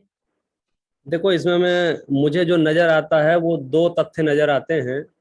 एक तो हम अवसर्पणी काल में जी रहे हैं, वातावरण विषम और विषम और विषम होता जाएगा, आपको संघर्ष करके कर्म काटने हैं, इतना आप तय है। ना समाज सहयोग करेगा आपका, ना परिवार सहयोग करेगा, आपको अकेले मोक्ष जाना है। आप ये मन में बिठा लो। कारण ये है कि अब हम समाज को कैसे समझाएं। पहले क्या होता था, मेरे को जो स्मरण है, पूरे मोहल्ले में कोई एका शराबी होता था, बेचारा छिपके पीता था, शर्म आती थी उसे, लज्जा आती थी। धीरे धीरे वे 2 हो गए, फिर 4 हो गए, फिर 8 हो गए। अब स्थिति ऐसी हो रही है, जो नहीं पी रहे हैं उन्हें शर्म आ रही है, बेचारे छिपके निकल जाते हैं उधर से, चलो यहाँ तो शराबी बैठे। पहले शराबी छिपते थे, अब जो बेचारे नहीं पी रहे हैं वो छिप रहे हैं कि इनके चक्कर में अपन नहीं आए, फालतू टाइम खराब हो जाएगा अपना। तो हमारी कुरीति की तादाद इतनी बढ़ती जा रही है कि जो परिस्थिति आप बता रहे हैं, आपने कहा कि हमारे यहाँ स्वाध्याय नहीं है, इसमें स्वाध्याय की जरूरत नहीं है, ये कुलाचार है। अनपढ़ से अनपढ़ आदमी भी रात्रि भोजन का त्यागी होता है, कॉमन सेंस वाली बात है। लेकिन अब वो कॉमन सेंस भी इतना दूर चला गया है, तो वो संख्या बहुत हो गई है और यहाँ 1-2 लोग बचे हैं। तो हमारी तो यही कोशिश रहेगी कि कम से कम कोई भी जैन समाज का कार्यक्रम रात्रि में भोजन वाला आयोजित होना ही नहीं चाहिए। मैं तो वर्तमान में जितने भी धर्म के उपदेशक हैं, मुनिगण हैं, वक्ता हैं, उन सबसे निवेदन करता हूं कि इनको बहुत स्पष्ट रूप से, क्योंकि यदि संस्कृति को सुरक्षित रखना है, यदि अपनी पहचान बनाए रखना है, तो ये कदम हमें उठाना ही पड़ेगा। व्यक्तिगत कोई भोजन करे उसकी कमजोरी हो सकती है, लेकिन हम सामूहिक रूप से भोजन का आयोजन करें, ये हमारी बहुत बड़ा अपराध है। कम से कम समाज के स्तर पर ये नहीं होना चाहिए। फिर भी हो रहा हो तो हमें समाज से उलझना नहीं चाहिए। हमें अपने बच्चों को पुरस्कृत करना चाहिए, सम्मानित करना चाहिए, आत्मगौरव दिलाना चाहिए कि कोई बात नहीं है बेटा, पूरी समाज तुम्हारे साथ नहीं है, तुम अकेले भी क्यों हो, लेकिन सत्य के साथ खड़े हो, तुम्हें इसका सुफल अपने जीवन में मिलेगा, तुम शारीरिक और मानसिक रूप से स्वस्थ रहोगे। हमें इसी तरह से मुकाबला करना पड़ेगा। आप क्या समझ रहे हो, छठे काल तक पूरा गांव गांव गली गली मोहल्ले मोहल्ले में आतंकवादी मिलेंगे? अभी तो संख्या बढ़ रही है ना उनकी, पहले 2-4 होते थे, अब 100-200 होने लग गए। अब वो बड़े बड़े, आप समझे, ऐसे ही अवसर्पणी काल में परिस्थिति विषम होगी, और इस विषम परिस्थिति में हम भाग्यशाली हैं, हम अपने धर्म का निर्वाह कर सकते हैं। बस इतना सा है कि हमें आग्रह नहीं है कि दूसरे भी धर्म का निर्वाह करें, निवेदन है उनसे, आग्रह नहीं है। आग्रह हो जाएगा विषमवाद होगा, निवेदन होगा, माने तो ठीक, नहीं माने तो ठीक। मैं समाज के कर्णधारों से यहाँ से निवेदन कर सकता हूँ, आग्रह नहीं कर सकता। आग्रह रखूंगा तो फिर वही बात आ जाएगी। इसलिए हम अपना धर्म पालन करते रहें, और उस दिन बच्चे को एक अलग से खिलौना दिला देवे इस बात के लिए कि बेटा तूने रात्रि भोजन नहीं, पूरा गांव नरक जा रहा था, तू बच गई। मतलब जिस प्रकार से हम उसे मोटिवेट करते रहे। धन्यवाद जी जी, बहुत सुंदर। हम यहाँ पर इस सारे प्लेटफॉर्म से ऐसा प्रयास करते हैं कि हम जो बात करें वो बिल्कुल आइडियल बात करें। तो मेरा पंडित जी से निवेदन है, एक बार भोजन में जो खाद्य स्वाद्य ले और पेय, इनकी चर्चा भी ले, इसके ऊपर भी ले, और उसके पश्चात रेणु जी आपका प्रश्न होगा। देखिए, सच बात तो यह है, रात्रि भोजन के त्यागियों को किसी भी प्रकार का आहार ग्रहण नहीं करना चाहिए। किसी भी प्रकार का अर्थ यह है, जैसे नाम अभी गिना दिए, खाद्य स्वाद्य ले पेय, अर्थात जो आपको खाने योग्य पदार्थ हैं उन्हें तो आप समझते ही हो, रोटी चावल दाल सब्जी है, सब खाद्य हैं। फिर आपके जो जिसमें से स्वाद आता है, रबड़ी है और काजू कतली है और तरह तरह की चीजें हैं, ये टेस्टी आइटम जिनको बोलते हैं, फलाहारी के नाम पे जिनको चला लेते हैं, वो आते हैं। ले में चटनी वगैरह आ जाती हैं, लिक्विड आ जाते हैं, शरबत आ जाते हैं, और पेय में तो पीने आते ही हैं।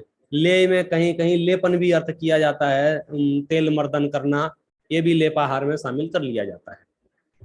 तो वास्तव में जो रात्रि भोजन के पूरी तरह से त्याग करना चाहते हैं, उन्हें तो इन सब का त्याग कर देना चाहिए। एक भी चीज को रखेंगे तो वो उसमें आपको अपनी कमजोरी भाषित होना चाहिए, गौरव महसूस होने चाहिए। क्योंकि जब समाधि मरण करने जाएंगे ना, शरीर छोड़ने जाएंगे, तो आपको ये चीजें प्रैक्टिस होंगी ना, तो आपको शरीर छोड़ना इतना है जैसे कपड़े बदलने जैसा। और यदि ये प्रैक्टिस नहीं होंगी तो मरते मरते भी कहोगे कोई एक रसगुल्ला ला के दे दो ना, तुम सीधे से छिपके एक ला के दे दो, ऐसे ऐसे दरिद्रियों की तरह भीख मांगोगे भोजन की। और यदि आपने गौरवान्वित जीवन जिया होगा तो आप कहोगे नहीं चाहिए, नहीं चाहिए। ये त्याग मूलक दर्शन है, छोड़ने में विश्वास रखता है, इसलिए अपने परिणामों को दृढ़ बनाएं और यथाशक्ति उसका पालन करें। जी रेणु जी से लीजिए। जय जिनेंद्र सभी को, जय जिनेंद्र पंडित जी। पंडित जी, मेरा एक प्रश्न था, जैसे हम अगर समाधि मनन की ओर हम बढ़ रहे हैं, हमने चारों प्रकार का आहार का त्याग किया हुआ है, लेकिन अचानक अगर रात में मान लिया हम अनाज की वस्तु नहीं बनाएं, उनको नहीं खिलाएं, और उनके लिए कुछ जैसे हमने रोटी दाल स्वाद वाली चीजें नहीं बनाई, लेकिन अब कुछ इस तरह की चीजें जैसे रबड़ी जो लेह वाली हो गई, क्या इस तरह की चीजें खिला सकते हैं या नहीं, जबकि हमारा चारों प्रकार के आहार का त्याग है? नहीं, अगर आपके चारों प्रकार के आहार का त्याग है तो फिर आप इन चीजों को नहीं खिला सकते हैं। यदि आपने त्याग के काल में औषधि रख ली है, औषधि, और औषधि भी अहिंसक औषधियां जो होती हैं उनको अगर आपने रख लिया है तो आप औषधि सेवन कर सकते हैं।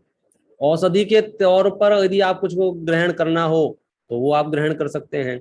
लेकिन भैया जी मैं ये कह रही थी, मेरा तो त्याग है, लेकिन अगर कोई मेरे घर पर गेस्ट आ जाए, मेहमान आ जाए, उसके लिए बोल रही हूँ। अच्छा, उसके हाँ, नहीं, मैं बिल्कुल उसके लिए बोल रही हूँ। नहीं, तो आपका त्याग जो है कृत से है, कारित से है या अनुमोदना से है। यदि कृत कारित अनुमोदना से है तो आप उनको यदि भोजन कराते हैं या उनकी अनुमोदना करते हैं तो दोषपूर्ण है। यदि सिर्फ कृत से है तो फिर आप उन्हें करा भी सकते हैं, और कदाचित अनुमोदना भी हो जाती है। बहू से बोल सकते हैं, बेटा से बोल सकते हैं, बेटा इनको वो चीज नहीं लाए तुम, अंदर हमने रखा था ना, वो लेके आ जाओ। ऐसा आप उसकी अनुमोदना भी कदाचित कर सकते हैं। तो ये कृत कारित अनुमोदना के अनुसार चलेगा। मैंने कृत वाला किया हुआ है तो मैं कारित और अनुमोदना कर सकती हूँ। बस मेरा इतना सा ही प्रश्न। मैं इसको और इसको ठीक करूंगा, लैंग्वेज को कर सकते हैं और करना पड़ता है। हाँ जी जी जी। कर सकते नहीं है, करना पड़ता है। जी जी जी, करना अब पड़ता आप कहोगे इसमें क्या अंतर आया, आप विचार करना तो आपको अंतर महसूस होगा। मैं क्रोध मतलब मैं रात्रि में भोजन कराना पड़ता है और रात्रि में भोजन करा सकते हैं। करा सकते में ऐसा लगता है जैसे हाँ सरकारी छूट मिली हुई है, लेकिन वो कराना पड़ता है, मैंने छूट वूट नहीं है, मजबूरी है। अब ये ठीक है, परिस्थिति ऐसी बन गई। जी जी जी पंडित जी, धन्यवाद पंडित जी। जी हाँ जी, स्वस्ति जी अनम्यूट करती हूँ। हाँ जी, मेरी आवाज आ रही है? हाँ जी, आपकी आवाज। जय जिनेंद्र पंडित जी। जय जिनेंद्र भाई साहब। मैं एक्चुअली मेरा प्रश्न तो नहीं है, पर मैं कुछ शेयर करना चाहता था। जैसा आप जानते हैं, यहाँ पर हम लोग भी, मैं और स्वस्ति दोनों जब बम्बई आए थे तो हम दोनों कॉर्पोरेट जॉब में ही थे। तो हमें ऐसा लगता था कि रात्रि भोजन त्याग क्या कहते हैं, ये इसमें बहुत मुश्किल है कॉर्पोरेट जॉब में साथ साथ में करने में। परंतु हमें आपसे बहुत ज़्यादा प्रेरणा मिली और आप मतलब आप लोगों से हमको सीखने को मिला कि नहीं, अपने दैनिक जीवन में भी सब कार्य होते सवाते सब अपने 9 बजे तक काम करते हुए भी ये कार्य, ये रात्रि भोजन त्याग किया जा सकता है। तो आज उसके फलस्वरूप आज ऐसा है कि हमारे दोनों बच्चे आज तक कभी रात्रि भोजन किया ही नहीं। तो जितने भी लोग ये सुन रहे हों और ये ऐसा सोचते हों कि कॉर्पोरेट जॉब में ये पॉसिबल नहीं है, तो उनकी ये मतलब मान्यता को मतलब ये चीज प्रैक्टिकली पॉसिबल है, मैं ये बताना चाहता हूँ। और आपका बहुत बहुत धन्यवाद प्रोत्साहन देने के लिए हम सबको। जय जी। बहुत बढ़िया। देखिए, ये जैसे लोग बोलते हैं ना कि ऐसा भी हो सकता है क्या, उनके लिए ये जीवंत प्रमाण है। ऐसा हो सकता नहीं है, हो रहा है। ये दोनों अच्छी खासी जॉब में हैं और शायद बम्बई की बात होगी तब आपने रात्रि भोजन का त्याग किया था। उस जब बात को हो गए होंगे कितने, आज से 10-12 साल से ज़्यादा ही हो गए होंगे लगभग। और बड़े आनंद की स्थिति में है, और खास बात इनके बच्चे भी रात्रि में भोजन नहीं करते हैं। तो आप बिल्कुल ये भ्रम अपने दिमाग से निकाल देना कि मेरी परिस्थितियां रात्रि भोजन को सपोर्ट करती हैं। कोई ऐसी परिस्थिति नहीं है जहां रात्रि भोजन को सपोर्ट करती हैं। ये जीवंत प्रमाण आपके सामने है। बहुत बहुत धन्यवाद अंकल जी का। राजकुमार जैन के नाम से एक अंकल जी जुड़े हैं, वो भी हैंड रेज कर रहे थे।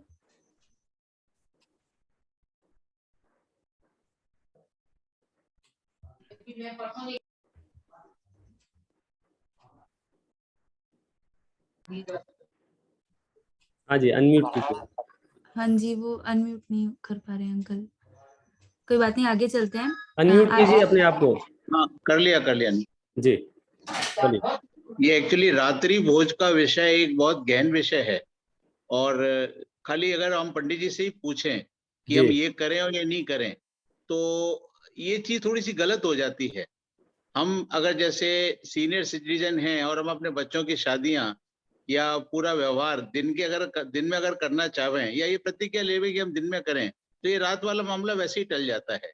या हम उस चीज का बहिष्कार ना करके हम उसमें अनुमोदना ना करें, तो ये सब चीजें अपने आप ही सुचारू रूप से सही हो जाती हैं। अभी जो सज्जन आए थे मेरे से पहले, उनके अंडर में मुझे मालूम है 4000 लोग काम करते हैं, और उनकी जो शिफ्ट है वो शाम को 3 बजे से रात को 2 बजे तक की है, और वो मेरी बिल्डिंग में ही रहते थे। अभी तो वो दिल्ली शिफ्ट हो गए, मेरी बिल्डिंग में रहते थे बॉम्बे के अंदर। और आप मानिएगा कि मतलब वो शाम का खाना साथ में लेके जाते थे, 6 बजे खाते थे। उनको कोई लाग लपाट नहीं थी कि लोग बोलते थे पार्टी में आप नहीं खाते, बोले नहीं खाते, कोई दिक्कत नहीं है, लेकिन मैं नहीं खाता, मेरा धर्म मुझे अलाउ नहीं करता है। तो ये भी एक तरीके से जब आप 25 लोगों के सामने रात्रि में नहीं खाते हैं या किसी को नहीं खिलाते हैं, तो आपके लिए एक बहुत अच्छी बात हो जाती है। सामने वाला आपसे उसी हिसाब से व्यवहार करता है। हर चीज में मैं पूछूं कि मैं रबड़ी खाऊं या नहीं खाऊं, ये सब चीज अपने विवेक पे डिपेंड करती है। बच्चों को अगर हम शिक्षा देते हैं, बच्चों को अगर हम संस्कार देते हैं, बहुत ही अच्छी बात है। बच्चा अगर घर में नहीं खाएंगे तो बच्चा अपने आप ही संस्कार आ जाएंगे। हालांकि जितना भी ये पाश्चात्य संस्कार है जो बाहर से ही है, स्कूलों से पनपता है, जितने भी हमें इंग्लिश स्कूल हैं, जितने भी अपने मिशनरी के स्कूल हैं, सब जगह ये रात्रि का खाना अनर्गल खाने वाली बात है। दूसरा जो भोजन की बात आई है, मैं पंडित जी अभी आपके सतपथ के उसमें गया था फाउंडेशन डे के अंदर, और मैंने जो देखा था कि जो सोले का खाना है, हालांकि खाना अगर शुद्ध है तो सब चीज शुद्ध है। मतलब आप देखिए 400-500 लोगों का खाना है, वो भी शुद्ध भोजन दिया गया है। हाल के मसाले पिसे हुए, हाल के आटा पिसा हुआ, सब चीजें सामने बनाई गई है। बनाने वाला ब्राह्मण और परोसने वाले यहाँ सब महिलाएं समाज की, ये भी एक कार्यरत होता है। मतलब हम जो सोचते हैं वो बड़े मतलब अलग अलग तरीके से सोचते हैं कि कौन झंझट करे, कैटर को दे दिया, कैटर क्या चीज यूज करता है हमें मालूम ही नहीं पड़ता। सब चीजें शामिल है रात्रि के भोजन के। एक्चुअली बात उतनी सी है कि हम कितने अवेयर हैं और हम ईमानदारी से क्या परंपराएं चलाना चाहते हैं। सिर्फ एक प्रमाद को पोषण करने के लिए हमारे पास एक मनी बैंक है, पैसा है, तो हम उसके माध्यम से वो कार्य करते रहते हैं, तो उससे एक बड़ी समस्या समझो आ जाती है।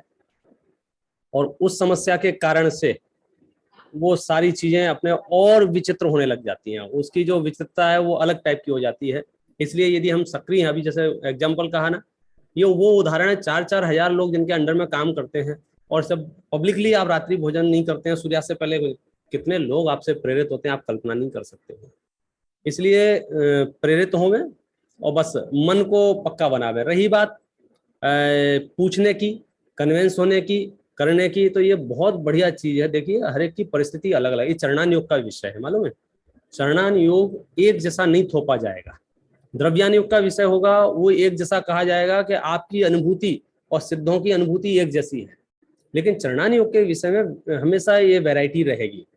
और मैं कभी आपको ये भ्रम में नहीं डालूंगा कि दुनिया में सामने वाला जो वक्ता है या कोई है, ये लोग बहुत परफेक्ट लाइफ में जी रहे हैं, इनके आसपास तो वातावरण बहुत अच्छा होगा, इनके घर में तो कुछ नहीं होता होगा। ऐसा कुछ भी नहीं है।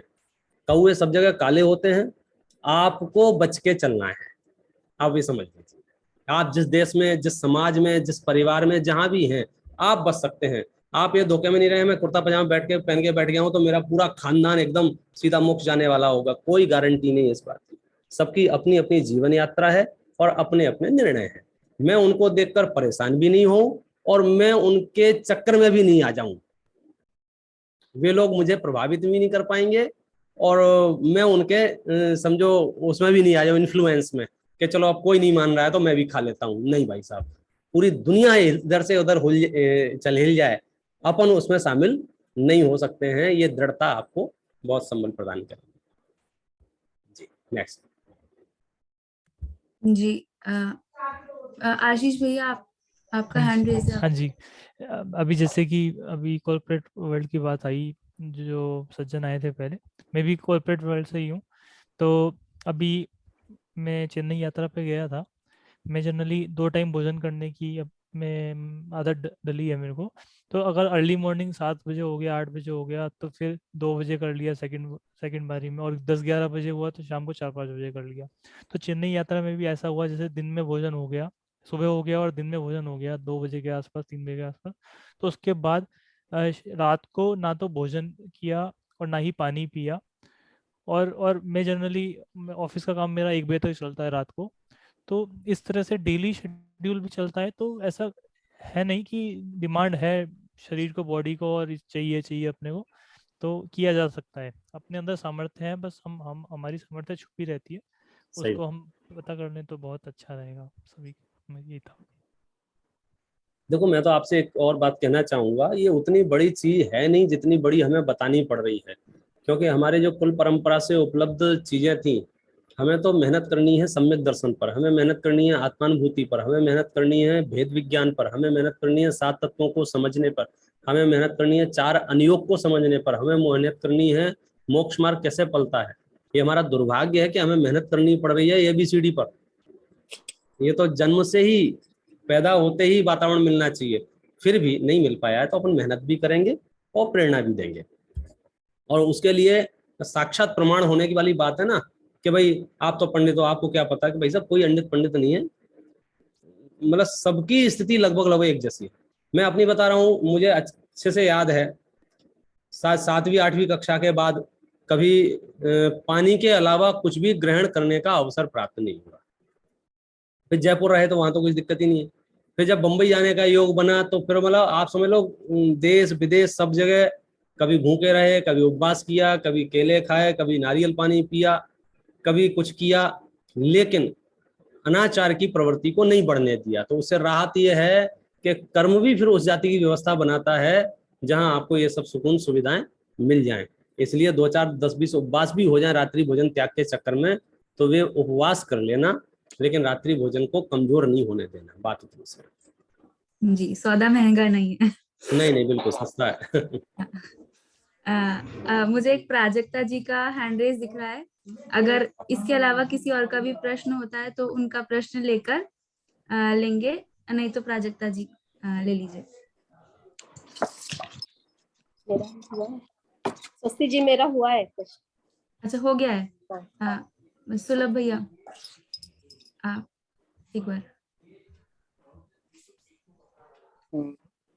हेलो, जय हिंद पंडित साहब।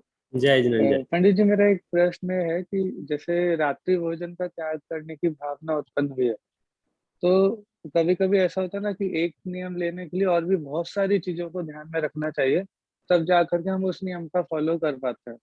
तो ऐसे ही रात्रि भोजन का यदि त्याग करना है तो साथ में और किन किन चीजों को हमको ध्यान में रखना पड़ेगा, तो जिससे हमको रात्रि भोजन का त्याग हमारा अच्छे से हो पाए? देखो सबसे पहला तो यही कहूंगा, यदि दिनचर्या व्यवस्थित है और आपको समय पर सोने की आदत है, नाइट शिफ्ट नहीं है आपकी, तब तो कोई प्रॉब्लम नहीं है आपको। 10 बजे अगर आप 11 बजे तक सो जाते हैं तब तो कोई समस्या है ही नहीं। यदि हमारी दिनचर्या व्यवस्थित नहीं है तो फिर ये छोटे छोटे व्रत आपको तकलीफ में डाल सकते हैं। मुझे एक स्मरण याद है कि मैंने पानी भी छोड़ दिया था और 2 साल तक छोड़े भी रहा। फिर मेरी परिस्थिति अलग टाइप की हुई, रात के 12-12 1-1 बजे तक जगना पड़ रहा था। तो मुझे चुनाव करना था, या तो मैं जल्दी सोऊं या पानी पीऊं। यदि मैं 1 बजे तक भी जगूं और पानी भी ना पीऊं तो ये अपने साथ अन्याय हो जाएगा। कोई ना कोई ऑर्गन डैमेज होगा, कोई ना कोई शरीर में विकृति आएगी, बीमारियां लगेंगी, पेट खराब होगा, मतलब 100 तरह की तकलीफें आएंगी। और शास्त्र नहीं कहते हैं कि शरीर को तकलीफ में डालो। यदि आपकी दिनचर्या व्यवस्थित है तो आपको रात्रि भोजन में कोई समस्या नहीं आएगी। तो रात्रि भोजन के त्याग के लिए आपको एक सामान्य सी व्यवस्था यह है कि आप जितनी जल्दी भोजन कर सकें, जितनी जल्दी, उतना आप देखेंगे सुकून महसूस होगा। जैसे आपने जल्दी भोजन कर लिया तो आप पानी पी सकते हैं, कई बार पानी पी सकते हैं, उससे क्या होगा, रात को प्यास की भी समस्या खत्म हो जाती है। अब आपने सूर्यास्त होते होते भोजन किया है तो फिर आपको प्यास की समस्या सताएगी, फिर आपको पानी की रिक्वायरमेंट बढ़ जाएगी। यदि आपने 5 बजे भोजन कर लिया है, 1 घंटा आपको मिल गया, 6 बजे तक आप पानी फिनिश कर लीजिए, तो आपको उसमें एक रास्ता मिल जाएंगे। और वे रास्ते हमें खुद को बनाने होंगे। सबके शरीर की तासीर अलग अलग है, जरूरी नहीं है कि सब एक भाव उसमें लद जाएं। हो सकता है कि अभी समझे एक डॉक्टर की रिकमेंडेशन आने लग जाएगी आपको, सबके बस की बात नहीं होगी पानी छोड़ना, तो फिर वो पानी को रख ले रहे। फिर किसी की औषधि छोड़ना बस की बात नहीं होगी तो वे औषधि को रख ले रहे। सबसे पहले न्याय करें अपने साथ, हम जो खा रहे हैं वो शौक के लिए खा रहे हैं या जवान को संतुष्ट करने के लिए खा रहे हैं या सच में औषधि है। तो आपकी बहुत देखो, औषधि सेवन में आसक्ति नहीं होती है। कोई भी रोगी ऐसा नहीं होगा जो कहे लाओ लाओ दवाई दे दो, बढ़िया, सब यही कहेंगे लाओ यार दवाई दे दो, खानी पड़ रही है। आप समझे ना, औषधि सेवन में आसक्ति नहीं है। तो ऐसे ही यदि आप ग्रहण करते हैं और चीजों को, तो आसक्ति कर नहीं है तो चीजें सहज छूट जाती हैं। और दूसरा जो साथ में है कि बाजार की चीजें, होटलिंग यदि आपका बंद हो जाता है तो सच में वो रात्रि भोजन का त्याग आपको बहुत फायदेमंद रहेगा। अदरवाइज जितनी चीजों से बचेंगे उससे डबल ट्रिपल वहाँ हालत खराब है। अब उस पर फिर अलग से फिर वो चीजें हो जाएंगी। इतने ढेर रोज के वीडियो आप देखते होंगे होटलों की क्या स्थिति है, 2 दिन पुराना, 4 दिन पुराना, रात्रि का बना, दिन का बना, उस पर कुछ ना कहें तो अच्छा है। इसलिए अपनी आसक्ति को सबसे पहले रोकें, भावनाओं से आप टूट जाएं। मन में यदि रात्रि भोजन के प्रति आकर्षण खत्म हो गया तो आपने रात्रि भोजन का त्याग कर दिया। फिर जो फिजिकल त्याग है वो तो गारंटी से हो जाएगा। हमारे मन के अंदर चोर बैठा हुआ है, वो आपको कभी कंपनी के नाम पर, कभी बड़े लोगों में उठने बैठने के नाम पर, कभी कॉर्पोरेट के नाम पर, कभी जॉब के नाम पर, कभी ट्रेवलिंग के नाम पर, वो जो अलग अलग ऐड हो रहे हैं वो सिर्फ ये है कि अंदर में आसक्ति है। अंदर में आसक्ति नहीं है, आप नियम लेना शुरू करें। और आसक्ति है और नियम ले लेंगे तो जैन दर्शन कहता है कोई फायदा नहीं होगा आपका नियम से। और देखो इसका दूसरा पक्ष बताऊं आपको, रात्रि भोजन का त्याग हो, अभक्ष भक्षण का त्याग हो, बाजार की चीजों का त्याग हो, इसके त्याग करने से आपको कोई पुरस्कार मिलने वाला नहीं है। कोई अवार्ड सेरेमनी में आप शामिल नहीं होंगे। हाँ, यदि रात्रि भोजन करेंगे तो दंड जरूर मिलेगा, बाजार का खाएंगे तो पाप जरूर लगेगा, लेकिन नहीं खाएंगे तो मैं आपको एक इजी एग्जांपल देता हूँ। आप अपने घर से मंदिर तक आए, अपने घर से दुकान तक आए और रास्ते में आपने किसी को पत्थर नहीं मारा, किसी को लात नहीं मारी, किसी को परेशान नहीं किया, तो बताओ इसके बदले में आपको कोई पुरस्कार मिलना चाहिए कि नहीं मिलना चाहिए? क्या पुरस्कार? अच्छी बात है, थैंक यू, आप में मैनर्स हैं, आप बुद्धिमान हैं, आपने किसी को परेशान नहीं किया। तो बस समझ लीजिए, यदि हम वातावरण में रहने वाले अन्य जीवों को तकलीफ नहीं दे रहे हैं तो हम बहुत बड़े धर्मात्मा नहीं हो गए हैं। जिस एकदम कॉमन सेंस की बात है, बेसिक कॉमन सेंस की बात है, धर्म की शुरुआत की बात कह सकते हैं। परंपरा से इसको धर्म कह दिया गया है। वास्तव में धर्म तो आत्मा की अनुभूति है। शरीर आदि पर पदार्थों से भिन्न चैतन्य की अनुभूति जब होती है, वो जो अतीन्द्रिय आनंद जो है वो असली मोक्ष मार्ग है। वहां तक पहुंचने के लिए बाह्य परिस्थितियां भी निर्मल होती हैं तो एक और उसमें समझो बूस्ट मिल जाता है, इजी हो जाता है, सरल हो जाता है। इसलिए आपने जो प्रश्न था, आपका मूल प्रश्न इतना था कि रात्रि भोजन के त्याग के लिए और कौन से व्रत होना चाहिए, तो मुझे लगता है 8 मूल गुण यदि आपके पास हैं तो आप रात्रि भोजन को बड़ी सहजता से छोड़ सकते हैं। जी, बहुत सुंदर। और जो अभी एक्सक्यूज बनाने की बात हुई थी ना, तो बड़े पंडित जी तो कहते हैं बहानेबाजी भयंकर झूठ एवं महापाप है, तो इस बहानेबाजी से हम बचे। तरुणा जी का प्रश्न है कोई?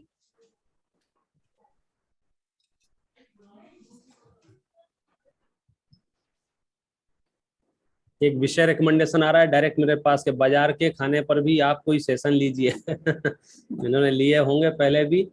सच में ही मनुष्य जीवन यदि आप अपना सुरक्षित रखना चाहते हैं तो आहार, निहार, विहार, इन 3 शब्दों के सम्यक अर्थ समझ के जीवन जियो तो आपका पूरी मनुष्य पर्याय बड़ी सुकून से निकल जाएगी। यदि यहाँ संतुलन नहीं है तो आप कहीं भी आहार करते हैं, कुछ भी आहार करते हैं, तो उसके जो दुष्परिणाम है कर्मों के, हिंसा के, वो तो है ही अलग टाइप के। इंस्टेंट आपको बहुत नुकसान उसके होते हैं, वो सब भुगत भोगी है उसके सब।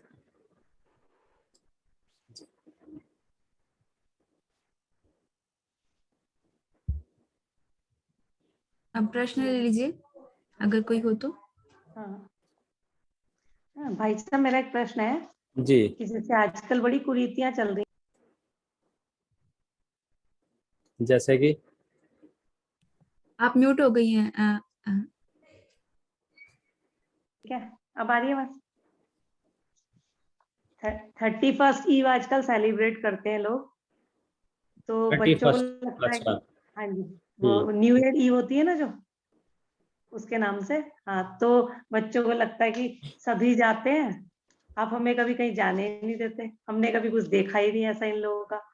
तो मतलब ये जो फैल रहा है, तो अपने बच्चे नहीं जाते, लेकिन और बच्चों को देख करके कई बार बच्चों के मन में आता ही है प्रश्न। तो ये और रात जैसे आजकल ये मैसेजेस 12 बजे बर्थडे के, 12 बजे लोग केक कट कर रहे हैं, तो ये कुरीति मतलब सही है कि 12 बजे से दिन शुरुआत हो जाती है, वो कहते हैं? नहीं नहीं, बिल्कुल ये कोई दिन में शुरू नहीं होता है 12 बजे। और ये तो ग्लोबलाइजेशन समझ लीजिए, वो अवसर्पणी काल के ही साइड इफेक्ट हैं, और भी तरह तरह के नए नए मार्केट में आएंगे हर साल 2 साल बाद। सच बात तो यह है, लोगों को कुछ सूझता नहीं है, और खास करके उन लोगों को जिनके पास धर्म का धावी ना हो, उन्हें सेलिब्रेशन के नाम पर भी पाप करने के अलावा कुछ सूझता नहीं है। उनके सेलिब्रेशन भी शराब से शुरू होते हैं और विषय भोगों पे जाके खत्म हो जाते हैं। हमारे यहाँ जो सेलिब्रेशन है, एक उत्सव है, वो पारिवारिक है, सामाजिक है। मतलब सामान्य त्योहार भी अपन मनाते हैं, तो घर सौंदर्य कर रहे हैं, भोजन करा रहे हैं, मंदिर जा रहे हैं, तीर्थ यात्राएं कर रहे हैं, तो हमारे जो सेलिब्रेशन के तरीके हैं वे आनंद जनित हैं, और उन लोगों के जो तरीके हैं वे जीवन को संकट में डालने वाले हैं। इसलिए हमें इस कुरीति को कम से कम अपने को तो बचाना चाहिए। आधी रात को कोई सुबह शुरू नहीं होती है, वो सिर्फ धर्म का नुकसान होता है। रात को 12 बजे जो सेलिब्रेशन करेगा, फिर सुबह कब उठेगा, फिर कब मंदिर जाएगा, फिर कब क्या होगा, उसकी कहानी पूरी सुपड़ा साफ है। भाई इतना ही है कि हम जिन परिस्थितियों में जी रहे हैं, आपको 2 बातें सीखनी होंगी कि हम उन परिस्थितियों को कभी कभी बदल नहीं पाते। आप अपने परिवार में, समाज में, तो हमें उन परिस्थितियों को देख देख के बेचैन भी नहीं होना है। मतलब अति आकुलता रख के हम जीवन नहीं जी सकते हैं। मेरी कोई सुनता नहीं है, मेरी कोई मानता ही नहीं है, और सबको मनमानी करनी है। अगर रोज रोज अगर यही वातावरण रखेंगे तो हमारा सामान्य जीवन भी बहुत क्लेशमय हो जाता है। तो हमें वहाँ अल्टीमेट स्वीकार करना पड़ेगा कि भैया इनकी ऐसी ही भवितव्यता है, ये हमारे घर में नरक जाने को ही पैदा हुए हैं, इसलिए मान नहीं रहे हमारी, ऐसा हमको सोचना ही पड़ेगा। ये कोई मैं उनको शाप नहीं दे रहा हूँ, मेरी कोई दुर्भावनाएं नहीं है कि वे नरक जाएं, लेकिन क्या करें, मेरा वश नहीं चलता है। मतलब मैं ये कहना चाह रहा हूँ, परिस्थितियों को देखते हुए हम बेचैन भी नहीं हो, और हम उनकी अनुमोदना भी नहीं करें, हम उनका प्रोत्साहन भी नहीं करें, क्योंकि सबको सब पता है वो क्या होता है।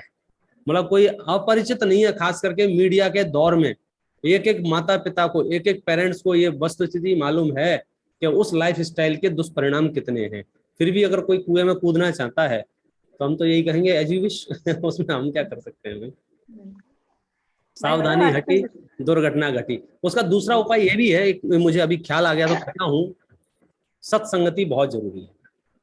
हमारे अच्छे मित्रों की संगति बहुत जरूरी है। हमारे बच्चों के पास दोस्त होना चाहिए, अच्छे दोस्त होना चाहिए, और उसका सबसे बेटर तरीका यह है कि आपके नगर में, आपके मोहल्ले में, आपकी गली में पाठशाला चलनी चाहिए। पाठशाला चलेगी तो आपके बच्चों को एक जैसी संगति के लोग मिलेंगे। पाठशाला नहीं चलेगी तो वो उन लोगों की संगति में रहेंगे बेचारे, जिनको कुछ भी नहीं पता है क्या सही है क्या गलत है। तो फिर हमारा बच्चा कभी कभी अकेले पड़ जाता है। यदि वो संगति में बड़ा होगा, उसके मित्र अगर वैसे होंगे, तो कोई संकट की समस्या नहीं। हम अकेले इसलिए पड़ गए हैं क्योंकि वो पाठशालाएं हमारी ठप हो गई हैं। पाठशालाएं छोड़ो, हमारा आपका सबका उठना बैठना ठप हो गया है, लाइफस्टाइल सब अपने अपने कमरे में बंद हो गए हैं। हम कहेंगे कमरे से बाहर निकलिए, बच्चों के लिए पाठशालाएं शुरू करें। मंदिर नहीं हो मोहल्ले में, अपने घरों में चालू करें। आसपास के 10-5 बच्चों को लेके बैठ जाएं, नमोकार मंत्र सिखाएं। कुछ नहीं आता हो ना, आपको ज्ञान का कुछ नहीं पता हो, सबको एक साथ बिठा लो, बोले पढ़ो नमोकार मंत्र 50 बार और चले जाओ, हो गई आज की पाठशाला। इतना भी काम आपने कर दिया तो उनके जीवन में वो संस्कार रहेंगे जो उन्हें सन्मार्ग पर कभी न कभी ले जाएंगे।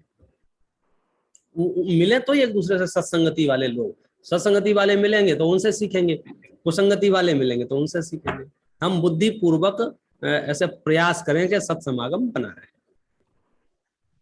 भाई साहब आजकल जैसे रात को भी बच्चे जैसे कहते हैं हम लोग शादी वगैरह में किसी फंक्शंस वगैरह में रात को नहीं जाते दिन छिपने के बाद के, लेकिन अपने आजकल मंदिरों के कार्यक्रम इतने हो गए हैं, उसमें भी कई लोग तो 2-2 बजा देते हैं भक्ति संध्या के नाम से, और इतनी लाइटिंग इतना वो, तो बच्चों के मन में ये क्वेश्चन आता है कि मम्मी ये लोग भी तो शादी वाले काम कर रहे हैं, हम यहाँ क्यों आ रहे हैं? देखिए इसमें थोड़ा सा हमको विवेक तो चाहिए। अलग अलग जगह अलग अलग समय पर अलग अलग परिस्थितियों में हम और आप सब धर्म करते रहे हैं। राजस्थान में एक रात जागरण की एक परंपरा पहले बहुत चलती थी। दिन में लोगों को समय नहीं मिलता था, अवसर नहीं होते थे, और शाम को ठंडक माहौल होता था तो रात रात भर भक्तियां करते थे, सब तामझाम होता था। लेकिन वो तामझाम में ये लाइटिंग, भोजन, नाश्ता, स्नैक्स ये कुछ नहीं होते थे, सिर्फ भगवान की भक्ति होती थी। अखंड पाठ होते थे 24-24 घंटे के। तो वो तो समय समय पर उपलब्ध हुई तरीके हैं। शादी में जाना और मंदिर के कार्यक्रम में आना, एक तो इन दोनों की आपस में तुलना नहीं करना।